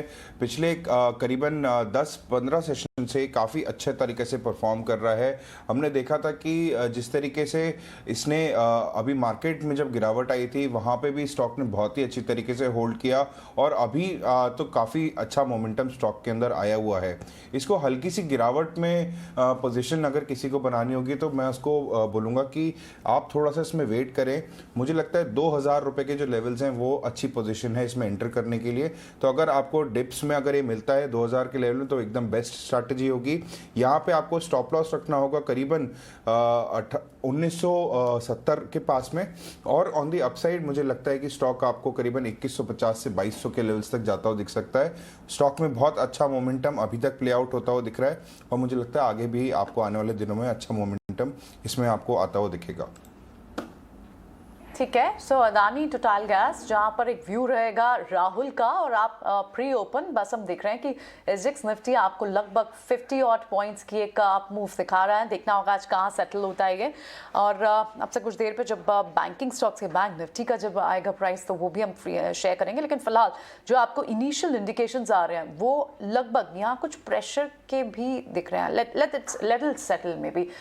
इस वक्त अब आपको निफ्टी स्लिप होता हुआ दिखाई दे रहा है। इनफैक्ट 16900 के पास 17000 के पास आपको यहाँ स्लिप होता हुआ निफ्टी प्री ओपन में खुल के सामने आया। तो किस तरफ निफ्टी की डायरेक्शन आज दिख रही है, क्या है हमारे एक्सपर्ट्स का व्यू? तो राहुल, कुणाल और नरेश को लगता है कि let's hold and wait and watch, और उसके बाद कोई डिसीजन लेंगे। उन्होंने अपनी रेंज भी डिस्कस की, किस रेंज के ऊपर वो बाइंग देख रहे हैं और किस रेंज के नीचे वो सेलिंग देख रहे हैं। लेकिन ऑन द कॉन्ट्रेरी आपको यहाँ पर रुद्रा और प्रशांत क्लियरली सेल की, बैंक निफ्टी पर यहाँ सेल की राय दे रहे हैं। तो ये बैंक निफ्टी पर एक व्यू निकल कर आ रहा है। तो बैंकिंग स्टॉक्स क्लियरली जिस तरह से हम प्रेशर देख रहे थे, और फ्राइडे को थोड़ा सा एक रीबाउंड सेशन देखने को मिला जरूर, लेकिन आज भी क्लियर डायरेक्शन नहीं दिख रहे हैं। आज आप बैंकिंग स्टॉक्स लुक्स वीक और may be unclear. Priyanka, in fact 40 points SGX Nifty दिखा रहा था, बट 90 पॉइंट्स का कट दिख रहा है। लेट इट सेटल, ये बात आपने सही बोली, लेकिन ये मत भूलिए कि ये एक्सपायरी वीक है। इस वीक में काफ़ी ज़्यादा वॉलेटिलिटी आ सकती है। इनफैक्ट डेटा पॉइंट जो डिम्पी बता रहे थे उसके हिसाब से देखा जाए तो ये जो 17,200 का एरिया है, 17,100, यहाँ से हम 3 बार रिबाउंड कर चुके हैं आगे की तरफ। लेकिन ये बता रहे थे डेटा पॉइंट एनालाइज करके डिम्पी की रेंज अब सिकुड़ती जा रही है, 200 पॉइंट की रेंज हो गई है, 17,100 से लेके 17,300 एट मैक्स। और ये हर्डल जितना ज़्यादा, ये देखिए आइनॉक्स लीजर का स्टॉक 20% ऊपर, जैसा अविनाश भी बता रहे थे कि रिस्क रिवॉर्ड और वैल्यूएशन के बेसिस पे ये ज़्यादा अट्रैक्टिव है, क्योंकि पीवीआर चल चुका है। पीवीआर को भी लेके आइए डाक्टर साहब, वहाँ भी देखें किस तरह का एक्शन हो रहा है। वो थोड़ा चला हुआ स्टॉक है, ये रिलेटिवली कम चला हुआ है। ये इनॉक्स लेजर आप फायर कर रहे हैं, पीवीआर का स्टॉक भी फायर करिए, वहाँ मालूम चलेगा कि जो रेशो आया है 10:3, हर 10 शेयरों के लिए 3 शेयर पीवीआर के इशू होंगे। आइनॉक्स के 10 शेयर के लिए 3 शेयर। ओके, पीवीआर भी 10% सर्किट पे लगा हुआ है। लेकिन वापस आते हैं, देखते हैं कहाँ पर सेटल हो रहा है। भारती का स्टॉक करीब करीब 2% ऊपर दिखा रहा है, 725 के आसपास। हम बात भी कर रहे थे भारती के, कमेंट्री काफ़ी अच्छी आई है, पॉजिटिव कमेंट्री आई है। बजाज, दूसरा सन फार्मा को भी देखिएगा। सन फार्मा वापस एक बार 930 जाके जो 820 आया था, वो 880 आया था, वहाँ से वापस वो 900 की तरफ एक बार अपनी जर्नी वापस चालू कर चुका है। जल्दी ही हम आपको कुछ और खबर लेके आएंगे बाजार की, जूसी गॉसिप क्या हो रहा है बाजार में, कौन से स्टॉक्स पे। लेकिन उससे पहले बाजार सेटल होता हुआ सन फार्मा पे क्या व्यू, स्पेशली इन लाइट में अविनाश की लास्ट 15 दिन में हमने देखा है ऑलमोस्ट हर बढ़िया फार्मा स्टॉक अच्छा चला है। इनफैक्ट औरबिंदो भी इंजेक्टेबल वाले बिजनेस के चलते 400 वाला ऑलमोस्ट 600 आ गया। सन फार्मा पे क्या व्यू, अब 900 के आसपास? नहीं, इनफैक्ट अजय, मुझे लग रहा है कि देखिए थोड़ी बहुत बिकवाली, आपने सही कहा कि स्टॉक काफी सिग्निफिकेंटली चल चुका है। लेकिन अगर हम कंपनी की बिजनेस मॉडल देखें और आने वाले 4th क्वार्टर के नंबर्स की बात करें, तो मुझे लग रहा है कि अर्निंग्स ग्रोथ काफी स्ट्रांग रहेगी। प्लस इनका यूएस में जो सब्सिडरी है उसका भी नंबर्स अच्छे आने की उम्मीद है। तो मुझे लग रहा है कि एंटायर फार्मा स्पेस में सेलिंग हो रही है, ऐसा नहीं कि सिर्फ सन फार्मा में बिकवाली हो रही है। तो ये डेफिनेटली बाय ऑन डिक्लाइन वाला स्टॉक है। अगर किसी को साल भर का नजरिया है तो मैं समझता हूँ कि यहाँ से भी एक 15-16% की अपमूव पॉसिबल है, जो काफी अच्छी है considering the fact that large cap में इतना रिटर्न 8 to 12 मंथ में काफी बड़ा माना जाता है। तो डेफिनेटली इसमें होल्ड करिए। अगर गिरावट में खरीदने की मौके मिलेंगे और थोड़ा नीचे गिरता है तो इसमें और खरीदना चाहिए। आगे चलते हैं और हम बात करते हैं कुछ एक्सक्लूसिव पॉलिसी न्यूज ब्रेक्स की। न्यू दिल्ली से समीर दीक्षित हमारे लिए लेके आए हैं पीएलआई रिलेटेड कुछ एक्सक्लूसिव जानकारी। Good morning Sameer.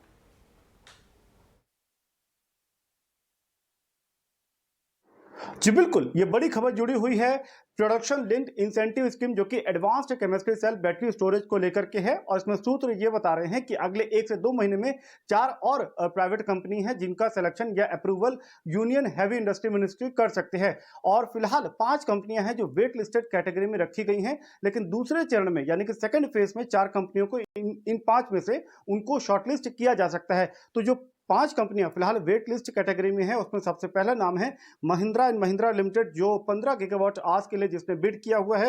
Excite industries ने भी 6 गीगावाट आवर्स के लिए बिड किया है, जबकि लार्सन एंड टोब्रो एलएनटी ने 5 गीगावाट आवर्स के लिए बिड किया है। अमर राजा बैटरीज ने 12 गीगावाट के लिए और इंडिया पावर कॉर्पोरेशन ने 5 गीगावाट आवर्स के लिए बिड किया हुआ है। और इन 5 में से 4 कंपनियों का शॉर्टलिस्ट या अप्रूवल अगले 1 से 2 महीने में किया जा सकता है। पहले चरण में सरकार ने पहले ही 4 कंपनियों को सेलेक्ट कर लिया है और ये 4 कंपनियां ओला इलेक्ट्रिक मोबिलिटी प्राइवेट लिमिटेड है, दूसरी है हुंडई ग्लोबल मोटर्स लिमिटेड, तीसरी कंपनी है Reliance new energy solar limited और चौथी कंपनी है राजेश एक्सपोर्ट्स लिमिटेड। तो इन 4 कंपनियों का सिलेक्शन पहले ही किया जा चुका है। उनकी तरफ से अब ये होगा कि अगले 2 साल के भीतर उन्हें मैन्युफैक्चरिंग सेटअप बिल्टअप करना है। उसके बाद में प्रोडक्शन होगा, इंक्रीमेंटल वैल्यू के बेसिस पे उन्हें इंसेंटिव दिया जाएगा। लेकिन जो 5 कंपनियां शॉर्ट लिस्टेड हैं उनमें से 4 कंपनियों का सिलेक्शन माना ही जा रहा है अगले 1 से 2 महीने में किया जा सकता है। सरकार को इस पूरी स्कीम के लिए जनवरी महीने में 10 बिड प्राप्त हुई थी। 9 एलिजिबिलिटी क्राइटेरिया को पास कर पाई, उनमें से 4 का सिलेक्शन हो चुका है, 5 वेट लिस्टेड हैं, उनमें से भी और सिलेक्शन किया जाना बाकी है। इस स्कीम के जरिए सरकार की कोशिश ये है कि भारत में advanced chemistry cell battery storage के लिए माहौल तैयार किया जाए, साथ ही मेक इन इंडिया मिशन को इसके लिए उसको सफल भी बना जा सके। ऑलराइट, बिल्कुल, बहुत बहुत शुक्रिया समीर। तो 9 ऐसे ब्रांड्स हैं, पोटेंशियल ब्रांड्स हैं, या आप वेटलेस कैटेगरी भी देख रहे हैं, और 4 पोटेंशियल नेम्स का अनाउंसमेंट जल्द हो सकता है। इनफैक्ट आप बैटरी काउंटर्स को देखें तो उसमें आपको सर्ज दिखने लग गया था। यहाँ पर अब किस तरह के रुझान हो सकते हैं?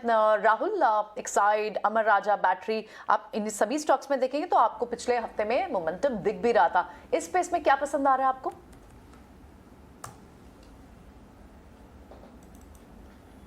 देखिए, अगर सिलेक्शन रहा बैटरीज में से अमर राजा और एक्साइड, तो देखिए दोनों चार्ट्स में हल्की कमजोरी है, बट जहां पे आप इन चार्ट्स को एनालाइज करेंगे अगर बाई साइड की पोजीशन बनाने के लिए, तो मुझे एक्साइड ज़्यादा बेटर पोजीशन लगता है, क्योंकि मुझे लगता है कि ये जिस लेवल पे है अपने 153 के लेवल्स पे, वहां से इसमें गिरावट के लिए देखिए ज़्यादा रूम अवेलेबल नहीं है। हमने देखा है कि जब बाजार में गिरावट बढ़ी थी, प्रेशर बढ़ा था, तो स्टॉक ने करीबन जो अपना बेस बनाया था वो 140 के लेवल से बनाया था, और वहां से इसने सस्टेनेबल मूव दिखाया है। अब अगर ये मूव अगर इसको अगर कंटिन्यूड रखना है, तो मुझे लगता है कि 150 रुपए के लेवल्स को इसको होल्ड करना चाहिए। अगर यहाँ से आपको ये स्टॉक अगर आपको पिक करना है, तो 150 रुपए के स्टॉप लॉस के साथ में आप इसको पिक करें।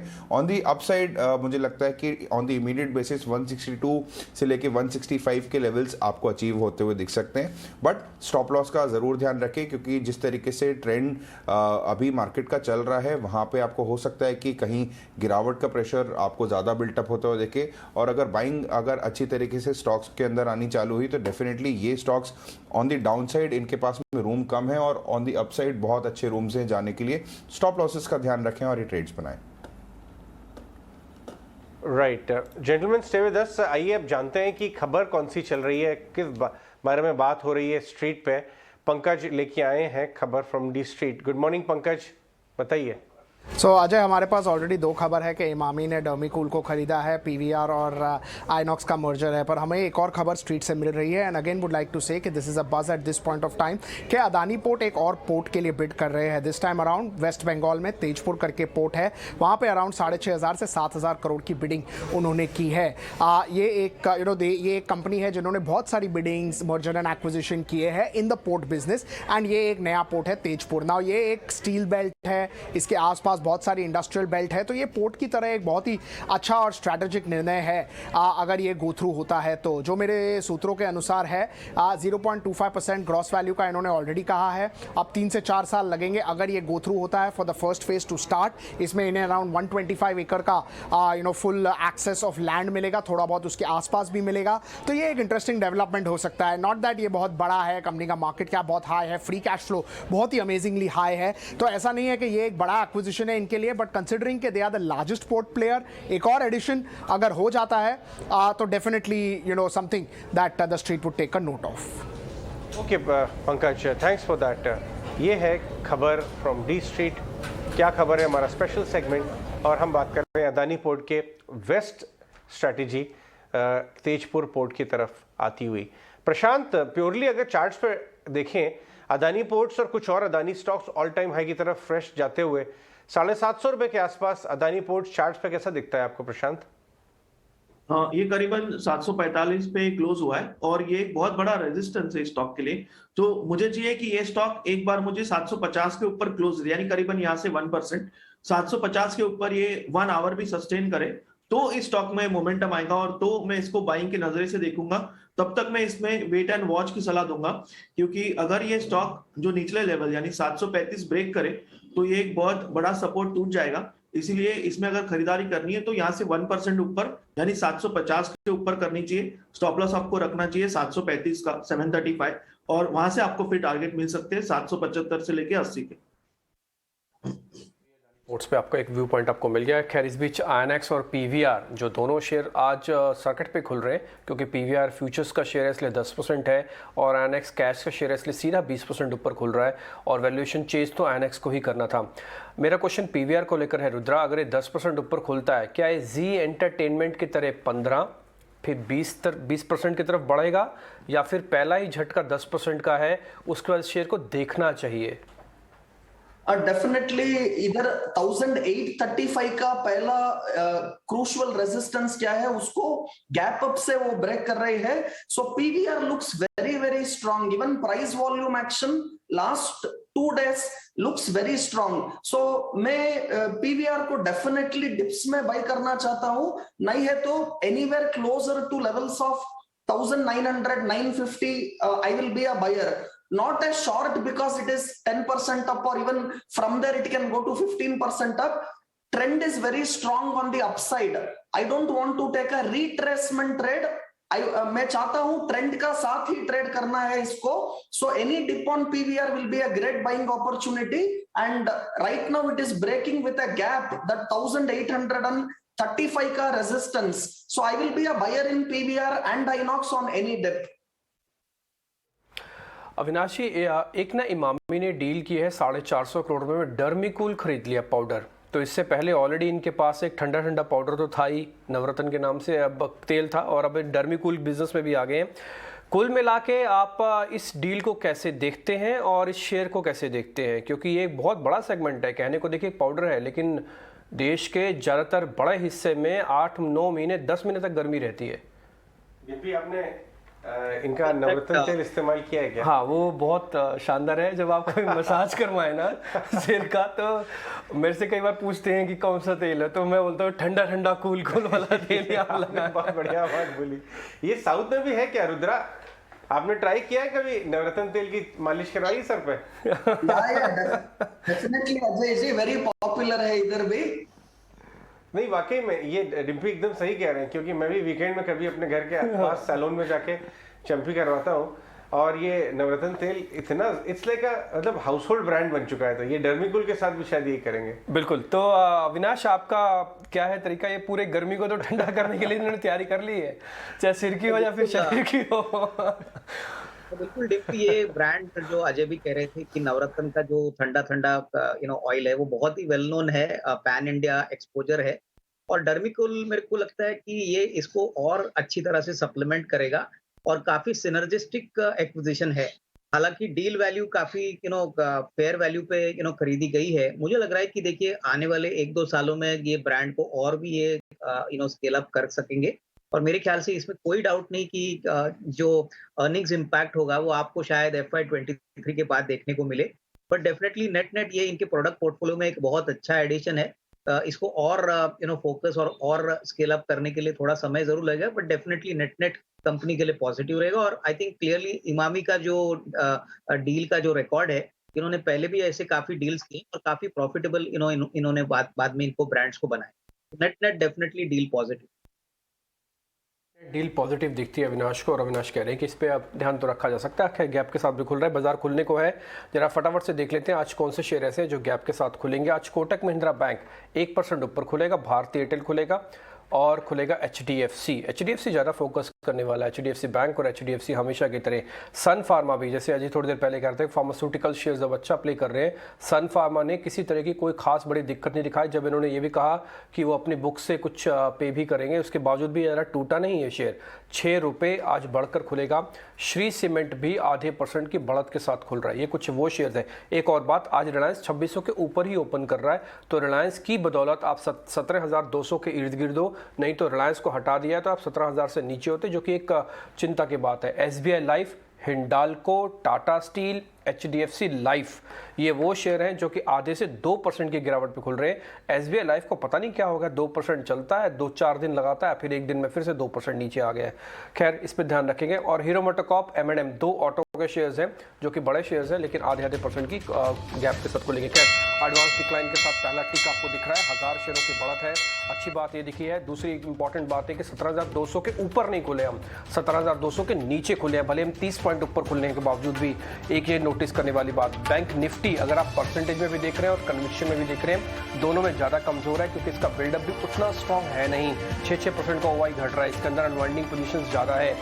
मर्जर का जो बेनिफिट है वो PVR और INX दोनों को मिल रहा है. PVR की यही एक चिंता हमको लग रही थी कि 10% गैप के बाद खुलने के बाद क्या और चलेगा. ऐसा नहीं हो रहा है. ये 8-10% का पहला टिक दिखाने के बाद अब 8% है, लेकिन INX के साथ ऐसा नहीं होगा. वो 20 के 20% पे टका रहेगा, क्योंकि वो प्रीमियम पे था 17% के, और अब INX के अंदर भी 15-17% का जो परचेजिंग था यानी कि जो डिफरेंस था वो मैच कराने की कोशिश की जा रही है। खैर आगे बढ़ते हैं। इसके अलावा जो शेयर और बाजार के अंदर आज चल रहे हैं या शुरुआत में उन्होंने सिप्ला एक और शेयर है, नेस्ले है, टाइटन है, HUL है। आज अच्छी बात ये दिख रही है कि आज कुछ हद तक FMCG वाले काउंटर्स भी आपको दिख रहे होंगे। नेस्ले और HUL ये दोनों शेयर अच्छी मजबूती के साथ है। मारुति ने अब अपनी गिरावट को रोका है, कम से कम ओपनिंग में ऐसा लगता है। अब देखते हैं आगे चल के क्या होंगे। अगर 3-4 दिन बाद इनके सेल्स के नंबर आ जाएंगे जो कि फाइनेंशियल ईयर्स के यानी कि क्लोजिंग के भी नंबर होंगे और अप्रैल सीरीज का आउटलुक भी काफी हद तक पता लगा, जिसमें ज्यादातर कंपनीज अपने दाम बढ़ा रही है। आ जाते हैं जरा जल्दी से निफ्टी के अलावा वाले 50 शेयर और उसका प्रियंका आपको मिड कैप के शेयर्स बता देंगे। आज गेल, IGL दोनों गैस वाली कंपनियां, एक तो 3% है और एक 1% है। SBI कार्ड और लाइफ में अगर आपको चॉइस करनी थी तो कार्ड पे हमारा मोहर लगा था फ्राइडे को, आपको याद होगा। SBI कार्ड आज 1% ऊपर है। इंटरग्लोब एविएशन को बेनिफिट इसलिए भी मिल सकता है क्योंकि आज से इंटरनेशनल फ्लाइट्स खुल गई हैं, तो एक पूरा फुल फ्लैज जिसे कहते हैं ना करियर्स भी वापस हो चुके हैं। और HDFC AMC भी आज आधे % की बढ़त पे है।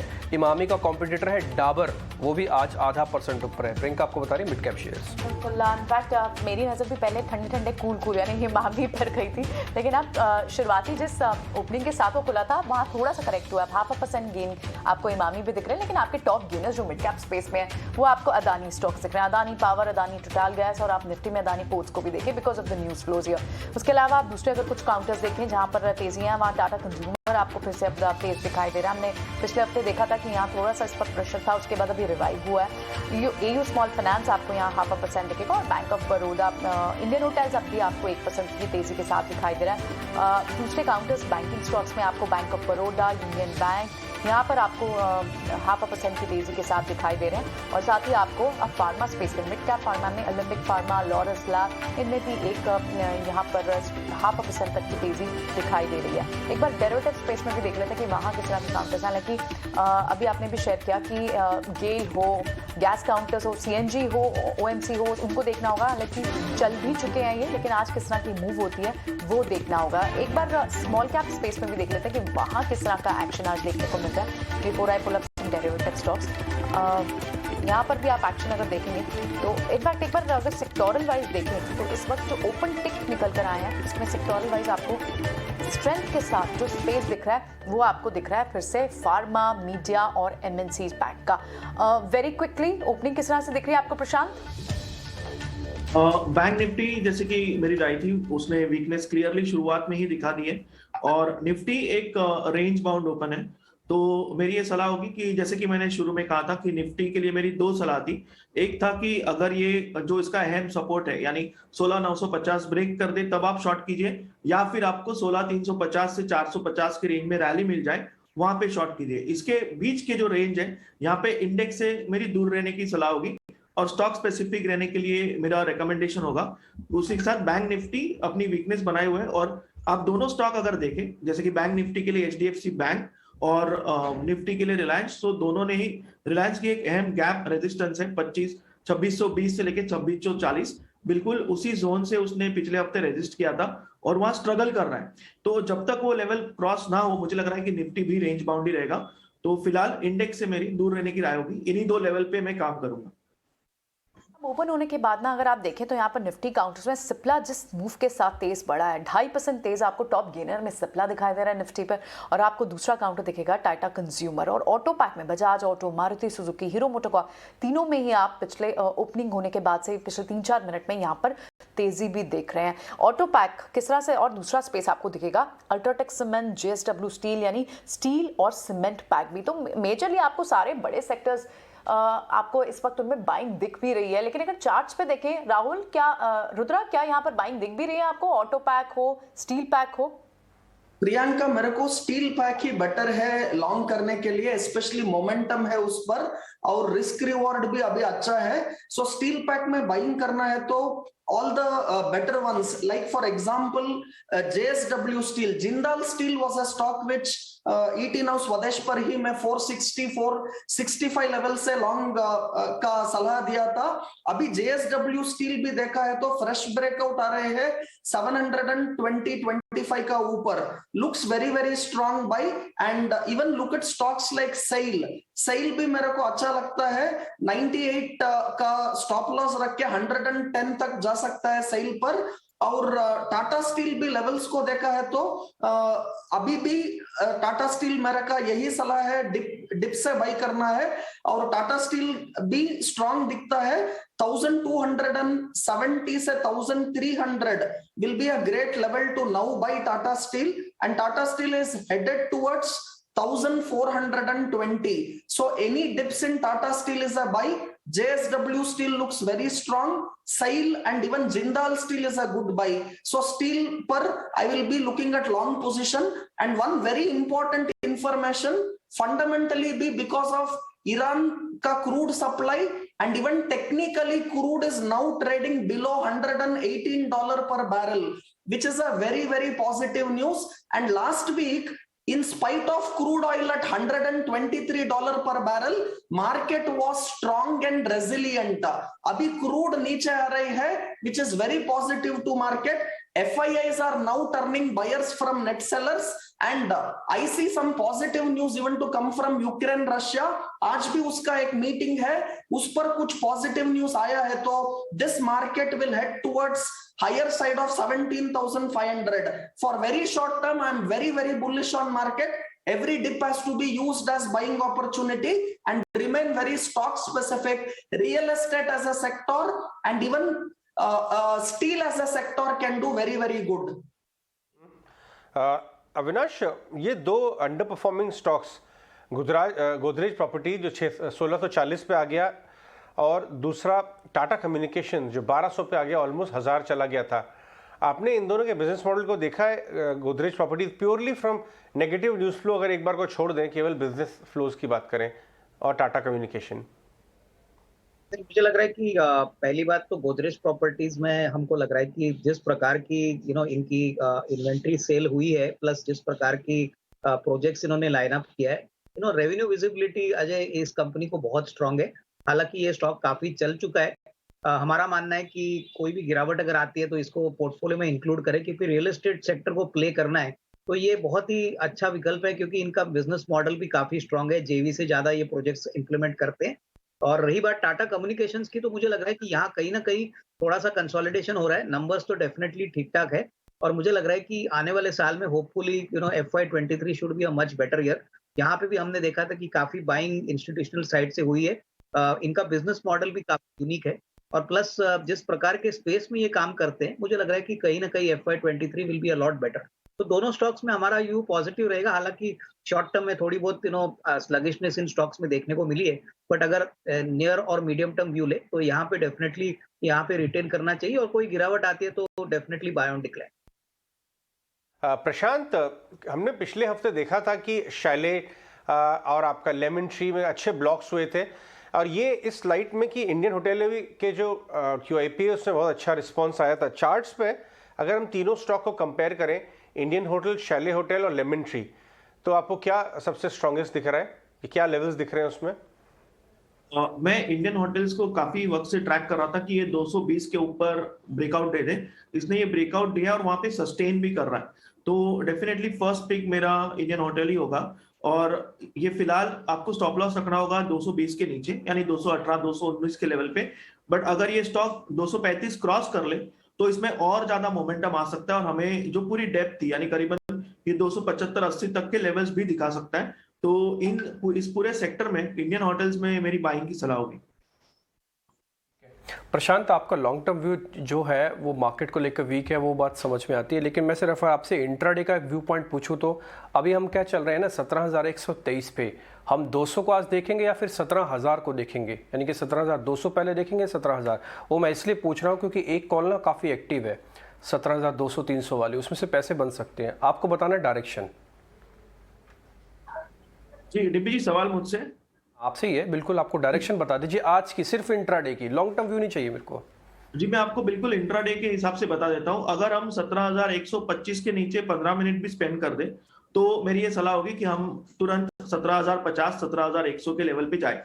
तो अभी स्टॉप लॉस क्या रखना होगा, जो भी लॉन्ग हो आपको स्टॉप लॉस बहुत स्ट्रिक्टली रखना है। मार्च फ्यूचर्स के लेवल बता रहा हूं, आपको स्टॉप लॉस रखना है 17,090 का, और ये रिस्क रिवॉर्ड के हिसाब से ठीक बैठ रहा है, यानी यहाँ से आपको 40 पॉइंट की रिस्क है, और अगर रैली आए तो आपको 17,200 तक मिल सकता है। बट अगर हम 17,125 ब्रेक कर दे और इसके नीचे 15 मिनट भी सस्टेन करें, हम तुरंत 17,050 टच कर लेंगे। मार्केट के लिए बहुत अहम लेवल है 17,125, इसको आपको बहुत क्लोजली ट्रैक करना होगा।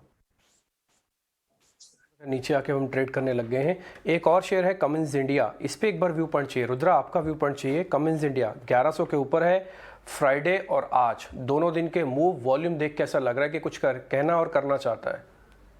या डिम्पी जी, लास्ट वीक मेरा एक दिन में क्यूमेंस इंडिया बाई लिस्ट पर था, और वो भी रेकमेंड भी किया था इधर ईटी नाउ स्वदेश पर, क्योंकि इस स्टॉक ने पहला ब्रेकआउट दिया है वो 1060 का है, एंड उसका ऊपर क्लियरली सस्टेन हो रहे हैं।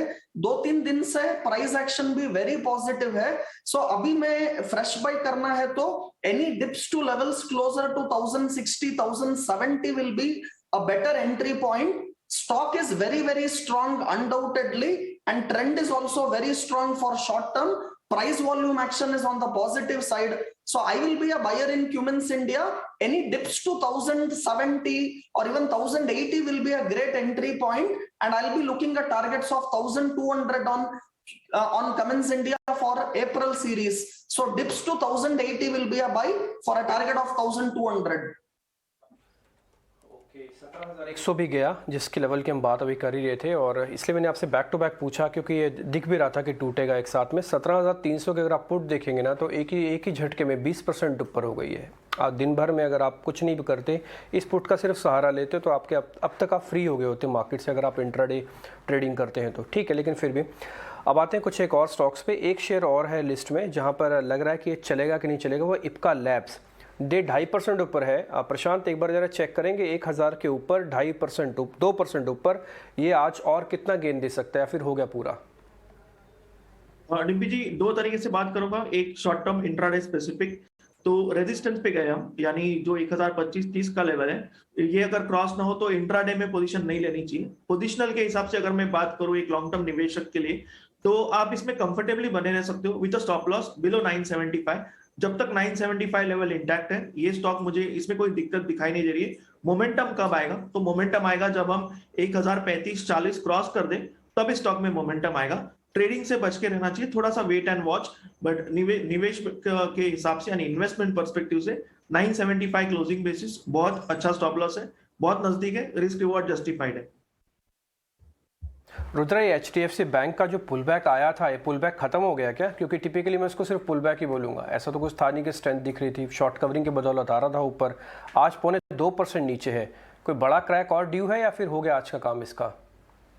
नो, HDFC बैंक लास्ट 4 दिन से वो रेजिस्टेंस लेवल्स पर स्टॉक इज कमिंग डाउन। वो 1520 का रेजिस्टेंस क्या है उसको टेस्ट करके लास्ट 4 डेज से the stock is coming down. So अभी सपोर्ट है इसका, स्ट्रॉन्ग सपोर्ट क्लोजर टर्म पर भी वो 1400 पर है। सो आज के लिए मैं देखा है तो शॉर्टिंग अपॉर्चुनिटी नहीं है, already stock is down 1.5%। So closer to 1400, I will be looking for a buying opportunity in HDFC Bank, but a strict stop loss of 1380 is required. So अभी शॉर्ट करने में सपोर्ट लेवल्स का नजदीक पर short करने में मैं नई सलाह देता हूं। So closer to 1400, let us watch whether the support will be held or not. तो यहाँ शॉर्ट करने की कोई सलाह नहीं होगी रुद्रा की। और आप देखेंगे जब से मार्केट खुली है उसके बाद से प्रेशर बैंकिंग स्टॉक्स में माउंट ही हुआ है, और बैंक निफ्टी अब लगभग 300 पॉइंट से ज्यादा की गिरावट दे रहा है, लेकिन ये इंट्राडे का व्यू है। अगर आप बड़े एक्सपर्ट्स की बात माने, चलिए एक बार एस नरेन का व्यू सुन लेते हैं, उनका बैंकिंग स्पेस पर, FMCG स्पेस पर किस तरह का व्यू बन रहा है। Maybe people should consider a systematic investment plan or a systematic transfer plan in categories like FMCG or consumption kind of sectors at this point of time. Is it yet the time to do big lump sum investment at this point of time? Maybe the answer is no, only because of valuations. But otherwise, I would say at least the time has come to consider a systematic investment plan or a systematic transfer plan in these kind of sectors. And that is the change, I would say. When is the bottom? That is the question. I would say the outlook has certainly deteriorated. So that's why the SIP and STP has the sector bottomed out. That's a question we are having internal debates on a continuing basis. But clearly, it started to look at a situation where at least we have started the process of debating, and maybe it's time to start considering investing. But clearly, clearly it had gone through a period where we used to think that the sector was beyond our outlook and we would never look at it. Now that phase is gone. And we have now started to look at it after the negative news which has started to come. Everyone cribbing about margins and all that, because you're not going to have a situation where we are not going to eat bread, we are not going to eat chocolates, we're going to eat all these things, we are going to have coffee. So, at the end of the day, this is a sector which is going to grow for the next 10 years, 20 years. The only debate with the sector was valuations and not the outlook of the sector. Alright, चलिए आगे बढ़ते हैं और fundamental discussion भी लेके चलते हैं। विकास खेमानी हमारे साथ जुड़ रहे हैं ये बात करने के लिए। विकास, गुड मॉर्निंग, 18 ऑफ स्वदेश पे आपका स्वागत है। विकास, जैसे नरेन बोल रहे थे कि बाजार में उनको बहुत कंफर्ट नहीं आ रहा है और उनको लग रहा है कि इंक्रीमेंटल डेटा पॉइंट्स डिटोरिएट हो गए। दूसरी तरफ अगर हम देखें, क्रूड भी एक 135-130 पर टॉप बना के नीचे स्लाइड कर रहा है, बट कोई ब्रेक थ्रू में यूक्रेन वॉर पे नहीं दिख रहा। आप इस समय जो डेटा पॉइंट्स हैं उनको कैसे देख रहे हैं, ये जानते हुए कि एक्चुअली हम लोग इन्वेस्ट तो कंपनीज में करते हैं, लेकिन ये सारे data points equity as asset class को जरूर थोड़ा बहुत इन्फ्लुएंस करेंगे? जी अजय, गुड मॉर्निंग। तो आप जैसा देखेंगे कि एक आज अनिश्चितता का दौर बना हुआ है। ये जो यूक्रेन वॉर है उसकी वजह से जो सप्लाई चेन रिलेटेड डिस्ट्रप्शन थे और कमोडिटी प्राइसेस जो ऊपर जा रहे थे वो और एस्केलेट हो गए हैं और बढ़ गए हैं। और ये जो थोड़ा सा वर्ल्ड में अनिश्चितता का माहौल बन गया है और ये जब तक सॉल्व नहीं हो जाता है तब तक इसमें तो कोई दो राय नहीं है कि मार्केट भी अनिश्चितता के दौर से गुजरता रहेगा। और वहीं पे ये सारी बातें आ रही हैं। नाउ ये वॉर कब खत्म होगी, इसका कितना परिणाम होगा, ये तो कोई नहीं कह सकता है। आप एक अटकलें लगा सकते हैं। और मेरा ये मानना है कि और ये बिल्कुल चिंता का विषय है, इसमें कोई दो राय नहीं है। पर ये भी एक मानना है कि आप देखेंगे तो इतनी सारी कंसर्न्स के बावजूद भी, चाहे वो वॉर ले लीजिए, चाहे लिक्विडिटी विड्रॉवल ले लीजिए, चाहे वो इन्फ्लेशन ले लीजिए, चाहे उसके बावजूद भी मार्केट बहुत ज्यादा करेक्ट नहीं हुए हैं। इट मीन्स मार्केट में एक थोड़ी रेजिलियंस है, मार्केट में थोड़ी सपोर्ट है। तो कहीं ना कहीं मेरे को लगता है कि ये अगले 3-6 महीने और ये साल का शायद दौर है वो कुछ अनिश्चितता के बीच में ही निकलेगा। आगे पीछे मार्केट थोड़ा ऊपर नीचे चलते रहेगा। पर इस साल से शायद मुझे लगता है उम्मीदें रखना रिटर्न्स के लिहाज से काफी नाजायज होगा और गलत होगा। मुझे लगता है हमें एक्सपेक्टेशन इस साल के हिसाब से कम रखनी चाहिए। पर अगर आप देखते हैं जितने भी फैक्टर्स हो रहे हैं वो कैसे न कैसे करके इंडिया के लिए फेवरेबल ही है मीडियम से लॉन्ग टर्म के अंदर। शॉर्ट टर्म में ऑफकोर्स ये सारी की सारी जो हमको चिंताएं हैं इनका हल तो निकालना पड़ेगा। और जो कि आज क्रूड की प्राइस है, तो जैसे भारत ने पहली बार काफी समय बाद रूस से रुपये में रूपी रूबल के अंदर ट्रेड करने की बात करी है। तो ये सब का कहीं ना कहीं माहौल निकलेगा अगर ये सिचुएशन काफी समय तक चलती रहती है। तो मैं नहीं मानता हूँ कि क्रूड का भाव यहाँ पे बहुत समय तक लंबा टिक सकता है। हाँ, नीचे आ जाएगा, 80 आए 90 आए, वो खाली आर्गुमेंट का विषय, वो पता नहीं चलेगा, पर धीरे धीरे मुझे लगता है ये आ जाएगा। तो इसलिए मैं तो ये कहूंगा कि ये साल से एक्सपेक्टेशंस कम रखें और जहां अच्छे मौके आए वहां पे खरीदारी करके 3 से 5 वर्ष के जो अच्छे पोर्टफोलियो वो बनाए। पॉइंट, बहुत प्रैक्टिकल बात बोली आपने, बहुत अच्छी बात बोली है विकास की हर साल ब्लॉकबस्टर रिटर्न का होता भी नहीं है। तो आपको इस हिसाब से माइंड में रखना चाहिए। लास्ट कुछ साल काफ़ी अच्छे रहे। विकास, एक और बात जो आपने जो बोला कि जो रेजिलियंस है इंडियन मार्केट की, उस पर एक और बात पूछना चाहूँगा मैं आपसे, क्योंकि आपने उस समय से इंडियन मार्केट देखा है जब एक्विटीज़ जो है सिर्फ इंस्टीट्यूशनल प्रोडक्ट था। अब एक्विटीज़ जो है वो हाउस होल्ड प्रोडक्ट बनता जा रहा है। इनफैक्ट एक डेटा पॉइंट जो हम बात कर रहे थे पहले, वो ये दिखा रहा है कि house hold income house hold savings Indian equities में वो ऑल टाइम हाई के पर पहुंच गई हैं 4.8%। हालांकि रियल्टी एफडीज ये अभी भी 15%, रियल्टी 49% है, लेकिन एटलीस्ट एक बदलाव आ रहा है देश में।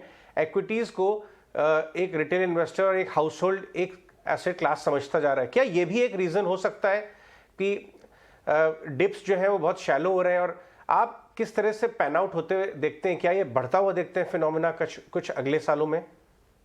जी बिल्कुल अजय, आप देखेंगे तो ये जो फिनोमेना है आज से नहीं है, पिछले 20 साल से धीरे धीरे बढ़ते जा रहा है। एक समय था जब रिटेल इन्वेस्टर्स की होल्डिंग 1% से भी कम थी, राइट। तो ये जो आज हम 4-4.5 के लेवल पे पहुंच गए हैं, तो ये भी ये धीरे धीरे बढ़ा है, कोई एक दिन में नहीं बढ़ा है। आज एक अच्छी बात यह है कि, और इसका शायद अभी रिसेंट पीरियड में एक्सेलरेशन इसलिए हुआ है क्योंकि इंटरेस्ट रेट की दर काफी कम हो गई थी, जो अल्टरनेटिव्स थे वो काफी कम हो गए थे। रियल एस्टेट में इन्वेस्टमेंट्स की अपॉर्चुनिटीज अभी काफी कम हो गई। रियल एस्टेट में जो है इन्वेस्टर्स खाली अपने यूसेज के लिए अभी इन्वेस्ट करते हैं, इन्वेस्ट करने के लिए कम करते हैं। तो मुझे लगता है धीरे धीरे ये जो चेंज है, वो बदलाव है, वो एक्सेलरेट ही होगा। और कोई भी इकोनॉमी में जब ग्रोथ की दर बढ़ती है, आप देखेंगे तो इंडिया की जो आज एक इकोनॉमी है $2 ट्रिलियन से $5 ट्रिलियन की ओर अग्रसर है। इस फेज के अंदर वेल्थ क्रिएशन की अपॉर्चुनिटी सबसे ज्यादा इक्विटीज में ही होती है। तो ये बात इंडियन इन्वेस्टर्स, रिटेल इन्वेस्टर्स को भली भांति समझ में आ गई। और आप देखेंगे तो पिछले 20 साल के पीरियड में आप देखेंगे निफ्टी 2002 में 800 पॉइंट हुआ करता था, आज 2022 में 20 साल बाद ऑलमोस्ट 16,500-17 हजार के, तो लगभग 20 गुना से ऊपर हो गया है। इस पीरियड में आप देखेंगे तो हर तरह का फेज आया है। हमने हर तरह की गवर्नमेंट देखी है, हमने ग्लोबल फाइनेंशियल क्राइसिस देखी है, हमने ब्रेक्सिट देखा है, हमने डीमोनेटाइजेशन देखा है, हमने जीएसटी इंप्लीमेंटेशन देखा है, हमने हर तरह के पॉलिटिकल स्कैम देखे हैं, हमने हर तरह की जियोपॉलिटिकल सिचुएशन देखी है, पेंडेमिक देखा है। तो उसके बावजूद भी इंडिया का जो मार्केट है वो 20 गुना हो गया, जो 17-17.5% की दर होती है। ये मुझे लगता नहीं कोई दूसरी एसेट क्लास ने दिया होगा। तो आप अगर आप तो ये बात इन्वेस्टर्स को समझ में आ रही है कि हम अगर जो हमारी रिटायरमेंट सेविंग्स हैं, जो हमारी लॉन्ग टर्म सेविंग्स हैं, वो इंडिया में डालें तो उसका फायदा आने वाले 5, 10, 15 सालों में रिटायरमेंट के समय में हमको अच्छा मिलने वाला ही है, और दूसरी एसेट क्लासेस के मुकाबले में अच्छा होगा।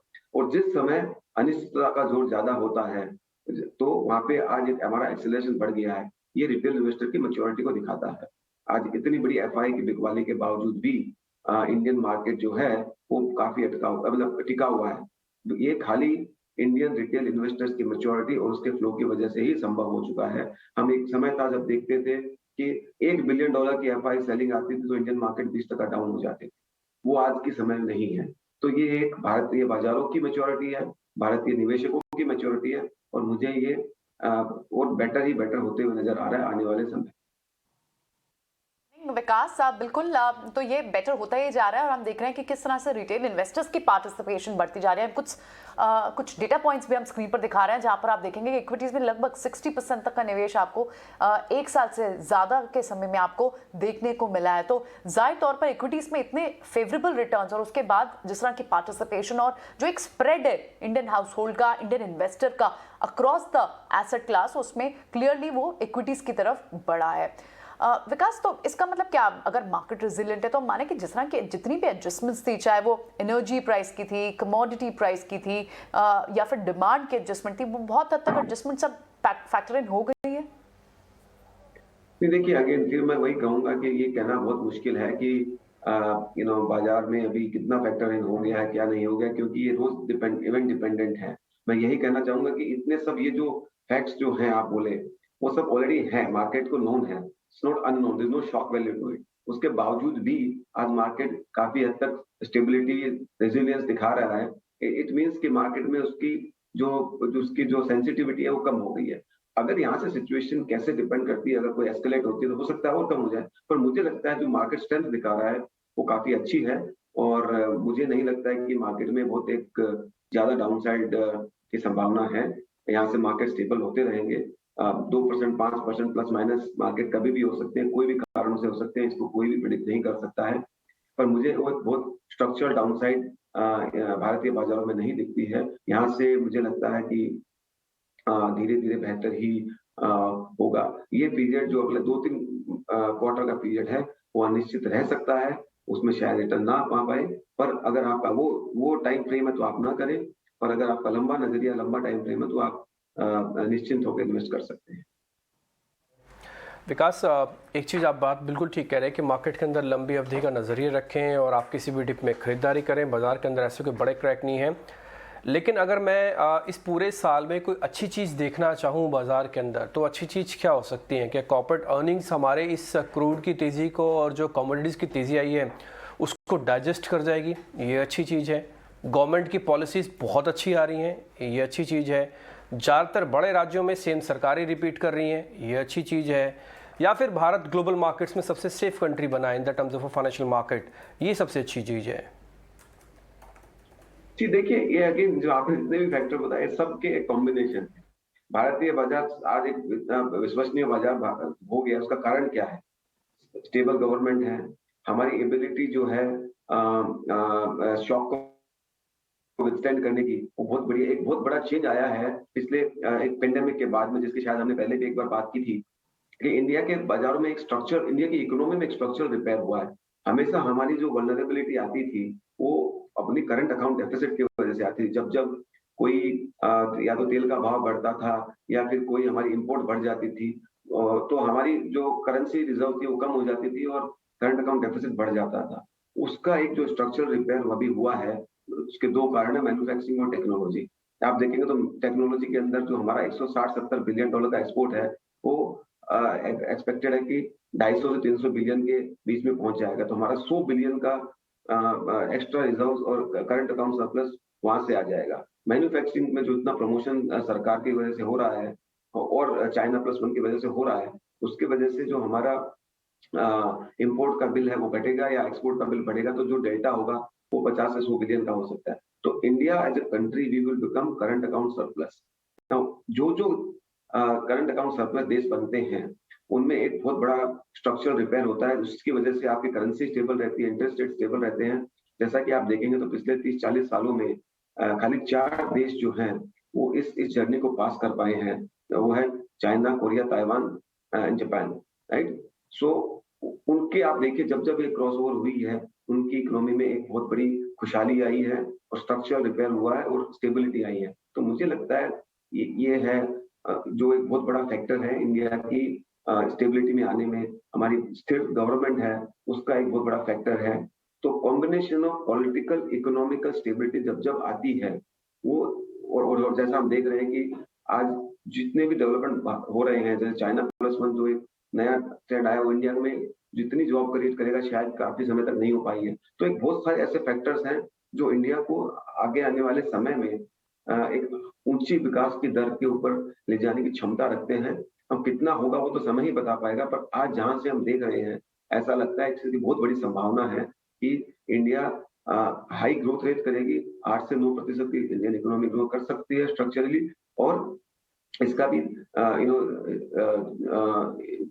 इम्पैक्ट जो है वो इकोनॉमी और मार्केट पे देखने को मिलेगा। विकास, इनफैक्ट हम ऑब्जर्व कर रहे हैं कि ये जो वॉलेटिलिटी का पीरियड देख रहे हैं लास्ट कुछ महीनों से, उसमें काफ़ी इन्वेस्टर्स अनयूजुअल सेक्टर्स और थोड़े ऑफ बीट सेक्टर्स में स्टॉक पिकिंग कर भी रहे हैं। इनफैक्ट मैं डेटा देख रहा था, पेपर स्टॉक्स में आपको काफ़ी रुचि आई है, आपने कुछ पेपर स्टॉक्स भी ऐड किए अपने पोर्टफोलियो में। ये भी एक तरह का अनलॉक थीम है और लास्ट कई महीनों से कोई पेपर सेक्टर के बारे में बात नहीं कर रहा था। आप अपना व्यू शेयर करना चाहेंगे? बहुत छोटा सेक्टर है ये ओवरऑल मार्केट कैप में। जी बिल्कुल छोटा सेक्टर है, इसमें कोई दो राय नहीं है, पर जैसे एक छोटे सेक्टर में आप कोई अच्छी कंपनी निकाल के अच्छा पैसा बना सकते हैं।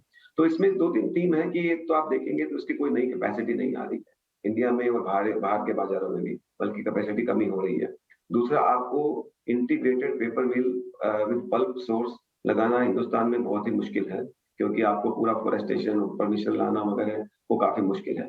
तो जो कंपनियां जिनकी कैपेसिटी रेडी है और इस जैसे डिमांड ग्रोथ पिकअप हो रही है, वहां पे हमें लगता है कि रियलाइजेशन बेटर हो रहा है, कैश फ्लो पॉजिटिव है, कॉम्पिटिटिव इंटेंसिटी आ नहीं सकती है, और जो इसका पहले बाहर से इंपोर्ट होता था वो भी एक कम होते जा रहा है, बल्कि कुछ कंपनियां हैं जो यूएस मार्केट्स में इंडिया से एक्सपोर्ट करना चालू करती है। तो ये सबका कॉम्बिनेशन आप देखेंगे तो इस सेक्टर में मुझे लगता है नई ज्यादा कैपेसिटी इंडिया में और ग्लोबली दोनों जगह नहीं आएगी। डिमांड जो है 2 से 4% के ऊपर बढ़ती रहती है। दूसरी बात, जो पैकेजिंग पेपर है, ये बिकॉज ऑफ ऑनलाइन ट्रेड आप देखेंगे तो बहुत बड़ी ग्रोथ इसमें आई है। और दूसरा आप जो shift from plastic to paper also is happening, तो इनकी वजह से कुछ सेगमेंट्स के अंदर डिमांड काफी एक्सेलरेट हो रही है। तो ये जो ट्रेंड है इसका भी एक बहुत बड़ा फायदा इन सेक्टर को मिल सकता है। कुछ कुछ कंपनियां हैं जो 15 से 20% के फ्री कैश फ्लो यील्ड पे मिल रही है। ऐसा जब सिचुएशन होता है तो उसके बाद में जनरली हमने देखा है कि अगर उसमें आप उस सेक्टर में आप बड़ी कंपनियां, बढ़िया बेहतर कंपनियों खरीद सकते हैं, तो आप उसमें से एक अच्छा 2 साल 3 साल में एक नतीजा परिणाम ला सकते हैं। और वो हमेशा सरप्राइज करता है, क्योंकि स्केप्टिसिज्म से जब बिलीफ में स्टोरीज कन्वर्ट होती है, वहीं पे रीरेटिंग होती है, वहीं पे पैसा अच्छा बनता है। स्मॉल कैप मिड कैप की बात करें तो जो लार्जेस्ट कार्बन ब्लैक मैन्युफैक्चरर है वो भी आपके रेडार पे आया है। अगर इसके एप्लीकेशंस की बात करें, इसके ग्रोथ ट्रिगर्स की बात करें, तो अपने आप में ये भी एक यूनिक कंपनी है, बहुत लिस्टेड कंपनी नहीं है इस तरह की। कुछ आप शेयर करना चाहेंगे अपना व्यू? अगेन आप देखेंगे तो कार्बन ब्लैक के अंदर पिछले कुछ वर्षों में चाइना ने जो कोल तार बेस्ड कार्बन ब्लैक बनता था वो आउट ऑफ प्रोडक्शन चला गया। उसकी कैपेसिटी जो 24 मिलियन टन की थी ऑलमोस्ट 15-16 मिलियन टन पे आके रह गई है, जो कि cheaper source of carbon black होता था। तो उसकी कैपेसिटी बाहर जाने से जो चाइना से निकल के जाता था वो कम हो गया है। तो आप देखेंगे तो ओवरऑल ग्लोबल कैपेसिटी कम हो गई है। और उस जो अभी एक ही सोर्स से बनता है मुख्यतः जो क्रूड ऑयल डेरिवेटिव से, तो वहां से जो बेस्ड है उसके अंदर चाइना की और इंडिया की कॉम्पिटिटिवनेस बहुत सेम हो गई है। उसमें बहुत ज्यादा कुछ फर्क नहीं है। जो कंपनी की आप बात कर रहे हैं वो भी उसमें काफी कॉम्पिटिटिव है, लार्जेस्ट प्लेयर इंडिया में है और अच्छे प्लेयर हैं। तो उसमें आप देखेंगे तो ये तो कैपेसिटी की बात हुई। दूसरी डिमांड की बात देखेंगे तो पिछले कुछ समय से ऑटोमोबाइल जो इसका सबसे बड़ा कंजम्पशन टायर में होता है, तो उसकी भी demand because of lockdown and Covid last 2 साल से कम है। तो हमें लगता है कि वो भी अभी आने वाले ऑटोमोबाइल की डिमांड तो कभी आनी है, भले आप 6 महीने बाद आए या 9 महीने बाद आए। ये आप भले आप, और ये जो सेक्टर है वो ईवी हो या कोई भी हो, इसको तो फायदा होना ही होना है। तो हमें लगता है वो तो आएगी। उसके बावजूद भी करंट टाइम पे भी वो अच्छी प्रॉफिटेबल कर रही है, अपनी नई कैपेसिटी एक्सपैंड कर रही है। तो जब और ये कैपेसिटी जैसे ही आएगी अर्निंग ग्रोथ आनी है, क्योंकि इसमें डिमांड की तो प्रॉब्लम है ही नहीं और मार्जिन अच्छे हैं। तो मुझे लगता है जिस जहाँ पे डिमांड की प्रॉब्लम नहीं है because of this shift and capacity constraint, और इसमें आप ओवरनाइट कैपेसिटी खड़ी नहीं कर सकते हैं, तो आपको एक अच्छे प्राइस पे अच्छी स्ट्रक्चरल स्टोरी 2-3-4 साल के लिहाज से मिल रही है। तो जब ऐसा होता है हमें लगता है कि अच्छी वेल्थ क्रिएट करने के चांसेस होते हैं। बहुत बहुत शुक्रिया, थैंक यू वेरी मच। आज आपने अच्छा लगा आपसे बातचीत करके, और आपने बहुत सारे सेक्टर्स के बारे में बिल्कुल अपनी राय साफ रखी है। इसके लिए बहुत बहुत शुक्रिया, थैंक यू वेरी मच आज समय देने के लिए। अजय ने एक बहुत इंपॉर्टेंट पॉइंट उठाया था, वो था पेपर स्टॉक्स। ऑल्दो सेक्टर छोटा है बट जो रिटर्न है वो छोटे नहीं है। जब ब्रेकआउट से चलते हैं ना फिर रिटर्न बहुत बड़े देते हैं। आप मंथली चार्ट्स किसी भी पेपर स्टॉक्स को उठा के देखिएगा, आपको बेहतर दिखेगा। इस बीच जेके पेपर्स पे प्रशांत एक बार आपका व्यू पॉइंट चेक करना चाहते हैं, अभी और कितना चल सकता है या फिर थोड़ा लेट हो गए हैं? जी डिम्पी जी बिल्कुल। और उसके पहले एक बार निफ्टी के बारे में बात करना चाहूंगा। जैसे हमने कहा था 125 ब्रेक हो जाए हम 50 के तरफ तुरंत आ जाएंगे, तो हम बिल्कुल वहीं पे आ गए। और अब मैं जब जेके पेपर देख रहा हूँ तो मुझे दिख रहा है ये बहुत अच्छा ब्रेकआउट है, और ये जहां से ब्रेकआउट हुआ करीबन उस जोन को एक बार टेस्ट करने आया है। ये मैं इस वजह से कह पा रहा हूँ कि जब डिप आ रही है उसमें बिल्कुल भी वॉल्यूम नहीं है और ब्रेकआउट पे वॉल्यूम्स थे। तो इस स्टॉक में डेफिनेटली मेरी बाइंग की सलाह होगी, और आपको एक स्ट्रिक्ट स्टॉप लॉस फॉलो करना है 280 का on closing basis. Risk reward बहुत जस्टिफाइड है, और इसका बहुत लॉन्ग टर्म एक्यूमुलेशन हो चुका है काफी देर से। तो इसमें मुझे लग रहा है कि हम अगर करीबन 350-375 के भी टारगेट देखें तो मुझे उसमें हैरानी नहीं होगी। 285 के नीचे 280 के रेंज में हम स्टॉप लॉस रख के इसमें बने रह सकते हैं। यहाँ बने रहने की सलाह रहेगी प्रशांत की। जेके पेपर पर कुछ और स्टॉक्स पर भी राय लेंगे, फिलिप कार्बन पर भी राय लेंगे। अभी हमने विकास खेमानी से भी बात की उस पर, लेकिन एक बार ये देख लेते हैं कि मार्केट ओपन होने के बाद आज किस तरह के वॉल्यूम्स या कोई और स्टॉक जहां पर एक सिग्निफिकेंट प्राइस सर्ज दिख रहा है या वॉल्यूम्स के लिहाज से वो टॉप गेनर्स में आ रहा है। सुमित ने कुछ स्टॉक्स कंपाइल किए, सुमित बताएं। पहले तो आइनॉक्स और पीवीआर पे नज़र रखते हैं। आइनॉक्स में गेन ज़्यादा देखने को मिल रहा है क्योंकि जो मर्जर रेशियो था वो आइनॉक्स के लिए फेवरेबल था इसी कारण। बट अगर हम हाई से देखें तो थोड़ा बहुत करेक्शन देखने को मिला है। आइनॉक्स में एक बड़ा लार्ज ट्रेड भी हुआ है, करीब 4.5 लाख शेयर्स ने हैंड्स चेंज किए हैं, तो एक बल्क डील होने के कारण थोड़ा सा करेक्शन देखने को मिला है आइनॉक्स में। उसके अलावा सागर सीमेंट में नए इन्वेस्टर आने के कारण हमें थोड़े बहुत गेंस देखने को मिल रहे हैं। प्रेमजी इन्वेस्ट ने करीब 350 करोड़ रुपीज़ का इन्वेस्टमेंट किया है, जहाँ पे वो 10% स्टेक खरीद रहे हैं कंपनी में। उसके अलावा ट्रैवल रिलेटेड स्टॉक्स काफ़ी बस कर रहे हैं आज के दिन पे, और ये इसके पीछे का कारण ये हो सकता है कि जो इंटरनेशनल ट्रैवल है वो अब ओपन हो चुका है। उसी दम पे अगर हम देखते हैं तो spice jet, Indigo, lemon tree, EIH, easy trip, VIP industries, ये सारे स्टॉक्स में अच्छे खासे गेंस देखने को मिल रहे हैं। एस्कॉर्ट्स की अगर हम बात करते हैं तो लगातार दूसरे दिन के लिए ये स्टॉक नीचे की तरफ ट्रेड कर रहा है। आज लास्ट डे है ओपन ऑफर का, थोड़ा बहुत करेक्शन हमें ये स्टॉक में पिछले 2 दिनों से दिख रहा है। इनसाइडर एक्शन पे हमें अगर कुछ स्टॉक्स फोकस में रखें तो पहला स्टॉक होगा वेलिएंट ऑर्गेनिक्स, जिसमें डायरेक्टर और डायरेक्टर के रिलेटिव्स ने करीब 23,000 शेयर्स बेच दिए हैं और शेयर्स नेगेटिव ट्रेड कर रहे हैं आज के दिन पे। तानला प्लेटफॉर्म्स की अगर बात करें तो एम्प्लॉयज़ लगातार शेयर बेचे जा रहे हैं। लेटेस्ट इनसाइडर ट्रेडिंग के हिसाब से जो डिस्क्लोजर हुआ है उसमें करीब 45,000 शेयर्स तानला प्लेटफॉर्म के एम्प्लॉयज़ ने बेच दिया है। और आखिर में Shri leathers small cap stock है, बट प्रोमोटर ने करीब 1.93 लाख शेयर्स खरीदे हैं, और इसी दम पे हमें अच्छा खासा गेन देखने को मिल रहा है श्री लेदर्स में। ठीक है, सो ये सारे स्टॉक्स हैं जो एक्शन में हैं, और जाहिर तौर पर इसी वजह से आपको सबसे बड़ा सेक्टोरल गेन जो दिखेगा वो मीडिया एंड एंटरटेनमेंट दिखेगा, क्योंकि आइनॉक्स लेजर और पीवीआर ने एक इतना अच्छा सर्च जो दिया है पोस्ट द मर्जर, और उससे पूरा स्पेस में आपको एक बस दिख रहा है। कुछ और स्टॉक्स भी यहाँ देख लेते हैं। इनफैक्ट अभी हम फिलिप्स कार्बन की बात कर रहे थे। रुद्रा, इसके चार्ट्स कैसे दिखते हैं? क्या यहाँ आपको दिखता है कि बड़े वॉल्यूम्स के साथ बाइंग हुई है? क्योंकि जब कोई फंड बाइंग होगी तो जाहिर तौर पर वहां पर आपको वॉल्यूम्स दिखेंगे। Priyanka, which stock are you referring to?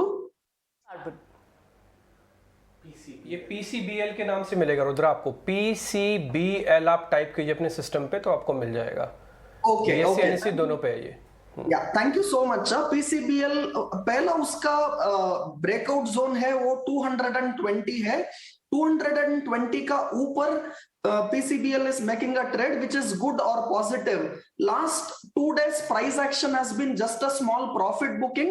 Trend is looking very, very positive. So this is a very good opportunity to buy at current price. Even at 224 में buying का सलाह ही देता हूँ। 220 close stop loss रख के look at targets of around 250. Clear buy on PCBL on chart and a good level to buy at current price. Level to buy at current price. आप देखेंगे सारी होटल स्पेस में। आप ताज GVK को देखें, EIH hotel, ये तो आज एक रिकमेंडेशन भी है हमारे एक्सपर्ट्स की तरफ से। आई थिंक राहुल ने दिया है ये स्टॉक। यहाँ पर भी आपको अच्छे वॉल्यूम्स दिख रहे हैं। 5.5-6% तो आपको EIH होटल दिख रहा है। ताज जीवीके में भी आपको एक सर्च देखने को मिल रहा है। तो ये स्पेस जाहिर तौर पर इंडियन होटल्स QIP इशू के बाद ही पूरा स्पेस और ओपन अप थीम के चलते पूरे स्पेस में आपको अच्छी खासी प्राइस ऑफ मूवमेंट दिखाई दे रही है। राहुल, आपका टारगेट क्या था EIH पे?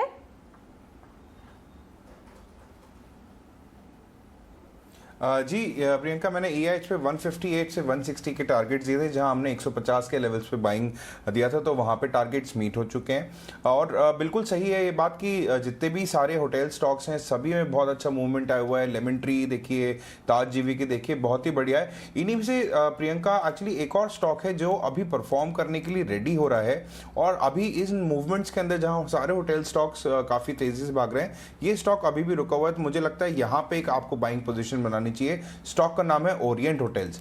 देखिए यहाँ पे अभी भी ये 63 के लेवल्स पे रन हो रहा है। चार्ट्स देखेंगे तो बहुत ही इंप्रेसिव चार्ट्स हैं, और ये जो इसका बड़ा ब्रेकआउट है वो 64 के लेवल्स पे आएगा, यानी कि यहाँ से जस्ट 1 रुपये ऊपर। अगर 64 के लेवल्स को ये क्रॉस करता है, सस्टेन करता है, तो वहाँ पे एक बड़ा मूवमेंट आ सकता है, क्योंकि एक बड़ा ब्रेकआउट है। तो मेरे नज़र में आप ओरिएंट होटल को परचेज करें, 61 रुपीज़ का रखें स्टॉप लॉस, और ऑन दी अपसाइड मुझे लगता है ये स्टॉक आपको करीबन 69 रुपीज़ से लेकर 70 रुपीज़ तक के पोटेंशियल्स दिखाता है। तो मेरे हिसाब से ये आपके टारगेट रहेंगे। स्टॉप लॉस रहेगा 61 का, टारगेट रहेगा 69 to 70 का ओरिएंट होटल के अंदर। होटल, ये एक नई रिकमेंडेशन दी है राहुल ने। इसी स्पेस से उनका पहला EIH होटल का टारगेट अचीव हो गया, वहां आप प्रॉफिट बुक कर सकते हैं, और यहाँ पर आप एक नई पोजीशन जरूर ले सकते हैं। चलिए ठीक है, कुछ और स्टॉक्स रुद्रा जो आपके रडार पे आए हो? प्रियंका, मेरे को real estate as a sector बहुत अच्छा दिख रहे हैं। आज का थोड़ा प्रॉफिट बुकिंग मार्केट पर भी look at stock like Oberoi Realty, which last weeks I am recommending. Even today, look at stock like Godrej Property, दोनों F&O में available है, बहुत strong दिख रहे हैं in a weak market. If market turns positive, I won't be surprised to see Godrej Property and Oberoi Realty to perform much better. और मेरे को दोनों stock पर भी ओपन इंटरेस्ट का एडिशन क्लियर से दिख रही है और volume action with price movement on the upside, roll over data भी पॉजिटिव ही बोल रहे हैं, शॉर्ट टर्म ट्रेंड भी बहुत अच्छा है दोनों ओबेरॉय रियलिटी और गोदरेज प्रॉपर्टी पर। रिस्क रिवॉर्ड देखो, अभी ओबेरॉय रियलिटी 930 935 लेवल्स पर ट्रेड हो रही है, मैं उसको 920 स्टॉप लॉस रख के फ्रेश ट्रेड अभी भी लेना चाहता हूं। 990,000 rupees will be the target on Oberoi Realty, and even Godrej Property अभी प्राइस 1640 1645 पर लिया तो भी मैं उसको टारगेट देता हूं 1750. So Godrej Property and Oberoi Realty are very strong buy available in F&O. ठीक है, कुछ एक ऐसे शेयर्स होते हैं जैसे हम कहते हैं ना कि पृथ्वी छोड़कर मार्स पे चले गए, मंगल पे चले गए, कुछ कुछ वैसा ही दिखता है टाटा एलेक्सी को देख के। जब एक दो दोस्त आपस में बात करते होंगे तो पूछते होंगे काश मेरे पास टाटा एलेक्सी होता, काश मेरे पास टाटा एलेक्सी होता। आज भी 4% ऊपर सिर्फ 15 मिनट में आ गया है ये, और 8700 का भाव हो गया। राहुल जी, आपके पास था क्या? अगर था तो आपने बेचा क्यों, ये बताओ पहले आप।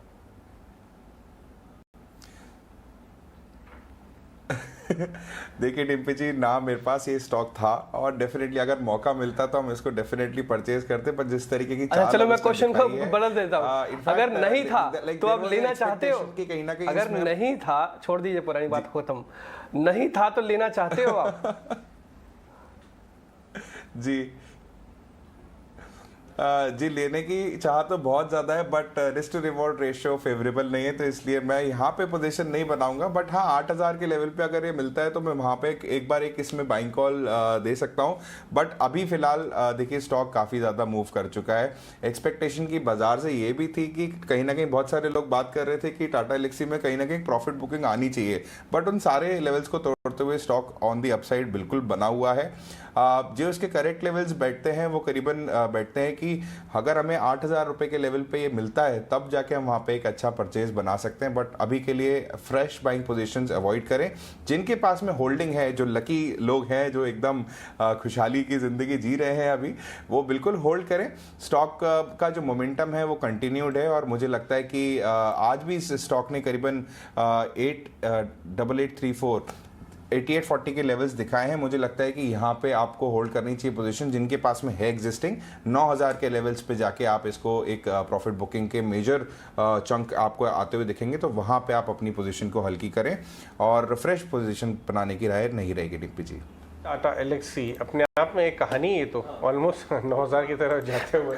लेकिन आगे बढ़ते हैं और मेटल स्टॉक्स की बात करते हैं। प्रशांत, मैं आपसे JSW स्टील, JSPL और टाटा स्टील पर चार्ट चेक लूँगा, लेकिन उससे पहले मेरे कॉलीग ने स्टील सेक्रेटरी से बात की थी हाल ही में, उनका भी एक बार व्यू जान लेते हैं। उसके बाद हम स्टील स्टॉक्स में पॉसिबल ट्रेड्स और लेवल्स की बात करेंगे प्रशांत के साथ। सेकेंडरी स्टील जो है उसके ऊपर आप काफ़ी बड़ा इवेंट कर रहे हैं, प्रोग्राम कर रहे हैं। क्या पॉलिसी फ्रंट पे भी कोई सेपरेट पॉलिसी इस सेक्टर के लिए लेकर आएंगे? और जो PLI स्कीम आई है स्पेशलिटी स्टील के लिए, क्या उसको इसमें मर्ज करेंगे या इस सेक्टर के लिए भी कोई PLI स्कीम? देखिए PLI, जो पहले मैं PLI के बारे में बात करता हूँ। PLI स्कीम है स्पेशलिटी स्टील बनाने के लिए।